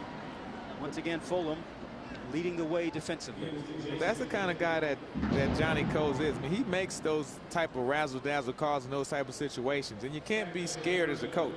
You can't look at the negatives of what could happen. You have to think, hey, if we catch Prairie View off balance by going with a throwback to the quarterback on the first play, it's a big play. The crowd is behind us, and everything's going to go that way. That's how you plan it. You can't coach scared. And that's how you have to play. You have to play aggressive and call the games aggressive. So maybe that was a call he may want back, but I think it was a good call at the time just to try to shake things up and get Prairie View off of his heels. Jason once again on 1st down over the left side. Pick up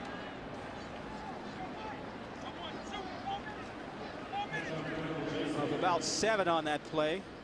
If you look at TxSU, I mean, like we were talking earlier, just falling back 28-0. You know, you talk about a team that's always 0-11 last year and new coaching staff. They did a good job of fighting back to get into this football game. I mean, midway through the 3rd quarter, when Jacoby Jones was up here, it seemed like they were going to come back and win this thing. And even then, they had their chances. They just couldn't get the ball in the end zone and convert on their big plays. Next up for Johnny Cole's Tigers, a trip to Arkansas State. 2nd and 4, man in motion. Jason just bullying his way over the left side, and he's making those defenders pay for it every time. So you see one go flying every time he's in the area. That time it was Ezekiel Knight. Yeah, I mean, this guy is what I call a closer. I mean, he comes in, he's like a Mariano Rivera. You just give him the ball, and he's just going to go fastball, straight downhill, no fair dodge, and he's going to finish the football game for you. And you like to have a guy like that sitting on the sideline after Babers has been running around in the beginning of the game. You give him the ball in the 4th quarter, he's just going to finish the game. For Prairie View A&M, next up for them, a trip at Texas College. They'll be out of the SWAC for a while before getting back into it a few weeks later. 1:20 remaining in regulation. Prairie View's going to start taking a knee. Frazier's going to get this victory. We'd like to say we are in Southeast Texas, and we really do want to pass along our best to everyone who is in the path of Gustav. Please be careful, be safe. I know, partner, your family in New Orleans is out of New Orleans or headed towards you now. We wish everyone well. Look Absolutely. at Prairie View A&M's upcoming schedule. Yeah, some good games there. Tennessee State, Texas College, out of the conference for a couple weeks, which is good. You get this conference win out of the way. You're 1-0 in the SWAC, and now you play some non-conference opponents and can gear up for your conference schedule. But yeah, the hurricane is definitely looming in everybody's head. I mean, I'm from New Orleans, and I live here in Houston, so I have a lot of family there driving here now. So, but just a great game, and did a good job here. I like this. Texas Southern played hard. Prairie View came out on top. Well, Henry Frazier and Johnny Cole will meet at midfield. 34-14. Prairie View A&M wins the Labor Day Classic for the 2nd year in a row. But these two know that they will have some very interesting confrontations in the future. And it will not be one-sided. Johnny Cole will get Texas Southern going. Henry Frazier may very well be on to a very special year for Prairie View A&M. The defensive unit looks very good. The offense has a 1-2 punch in the backfield. Marcus Spivey, partner, they look pretty good. Yeah, Prairie View, they're picked third to finish in the West. Grambling State, Southern University, better watch out. The Panthers are good. Once again, our final score, 34-14, Prairie View A&M winning the Labor Day Classic for the second year in a row for Eddie Robinson Jr. and our entire ESPN crew. I'm Dwayne Vallon. Coming up next at Sports Center U. For more information, log on to ESPN.com. The proceeding has been an exclusive presentation of ESPN, the worldwide leader in sports. Good night from Houston, Texas.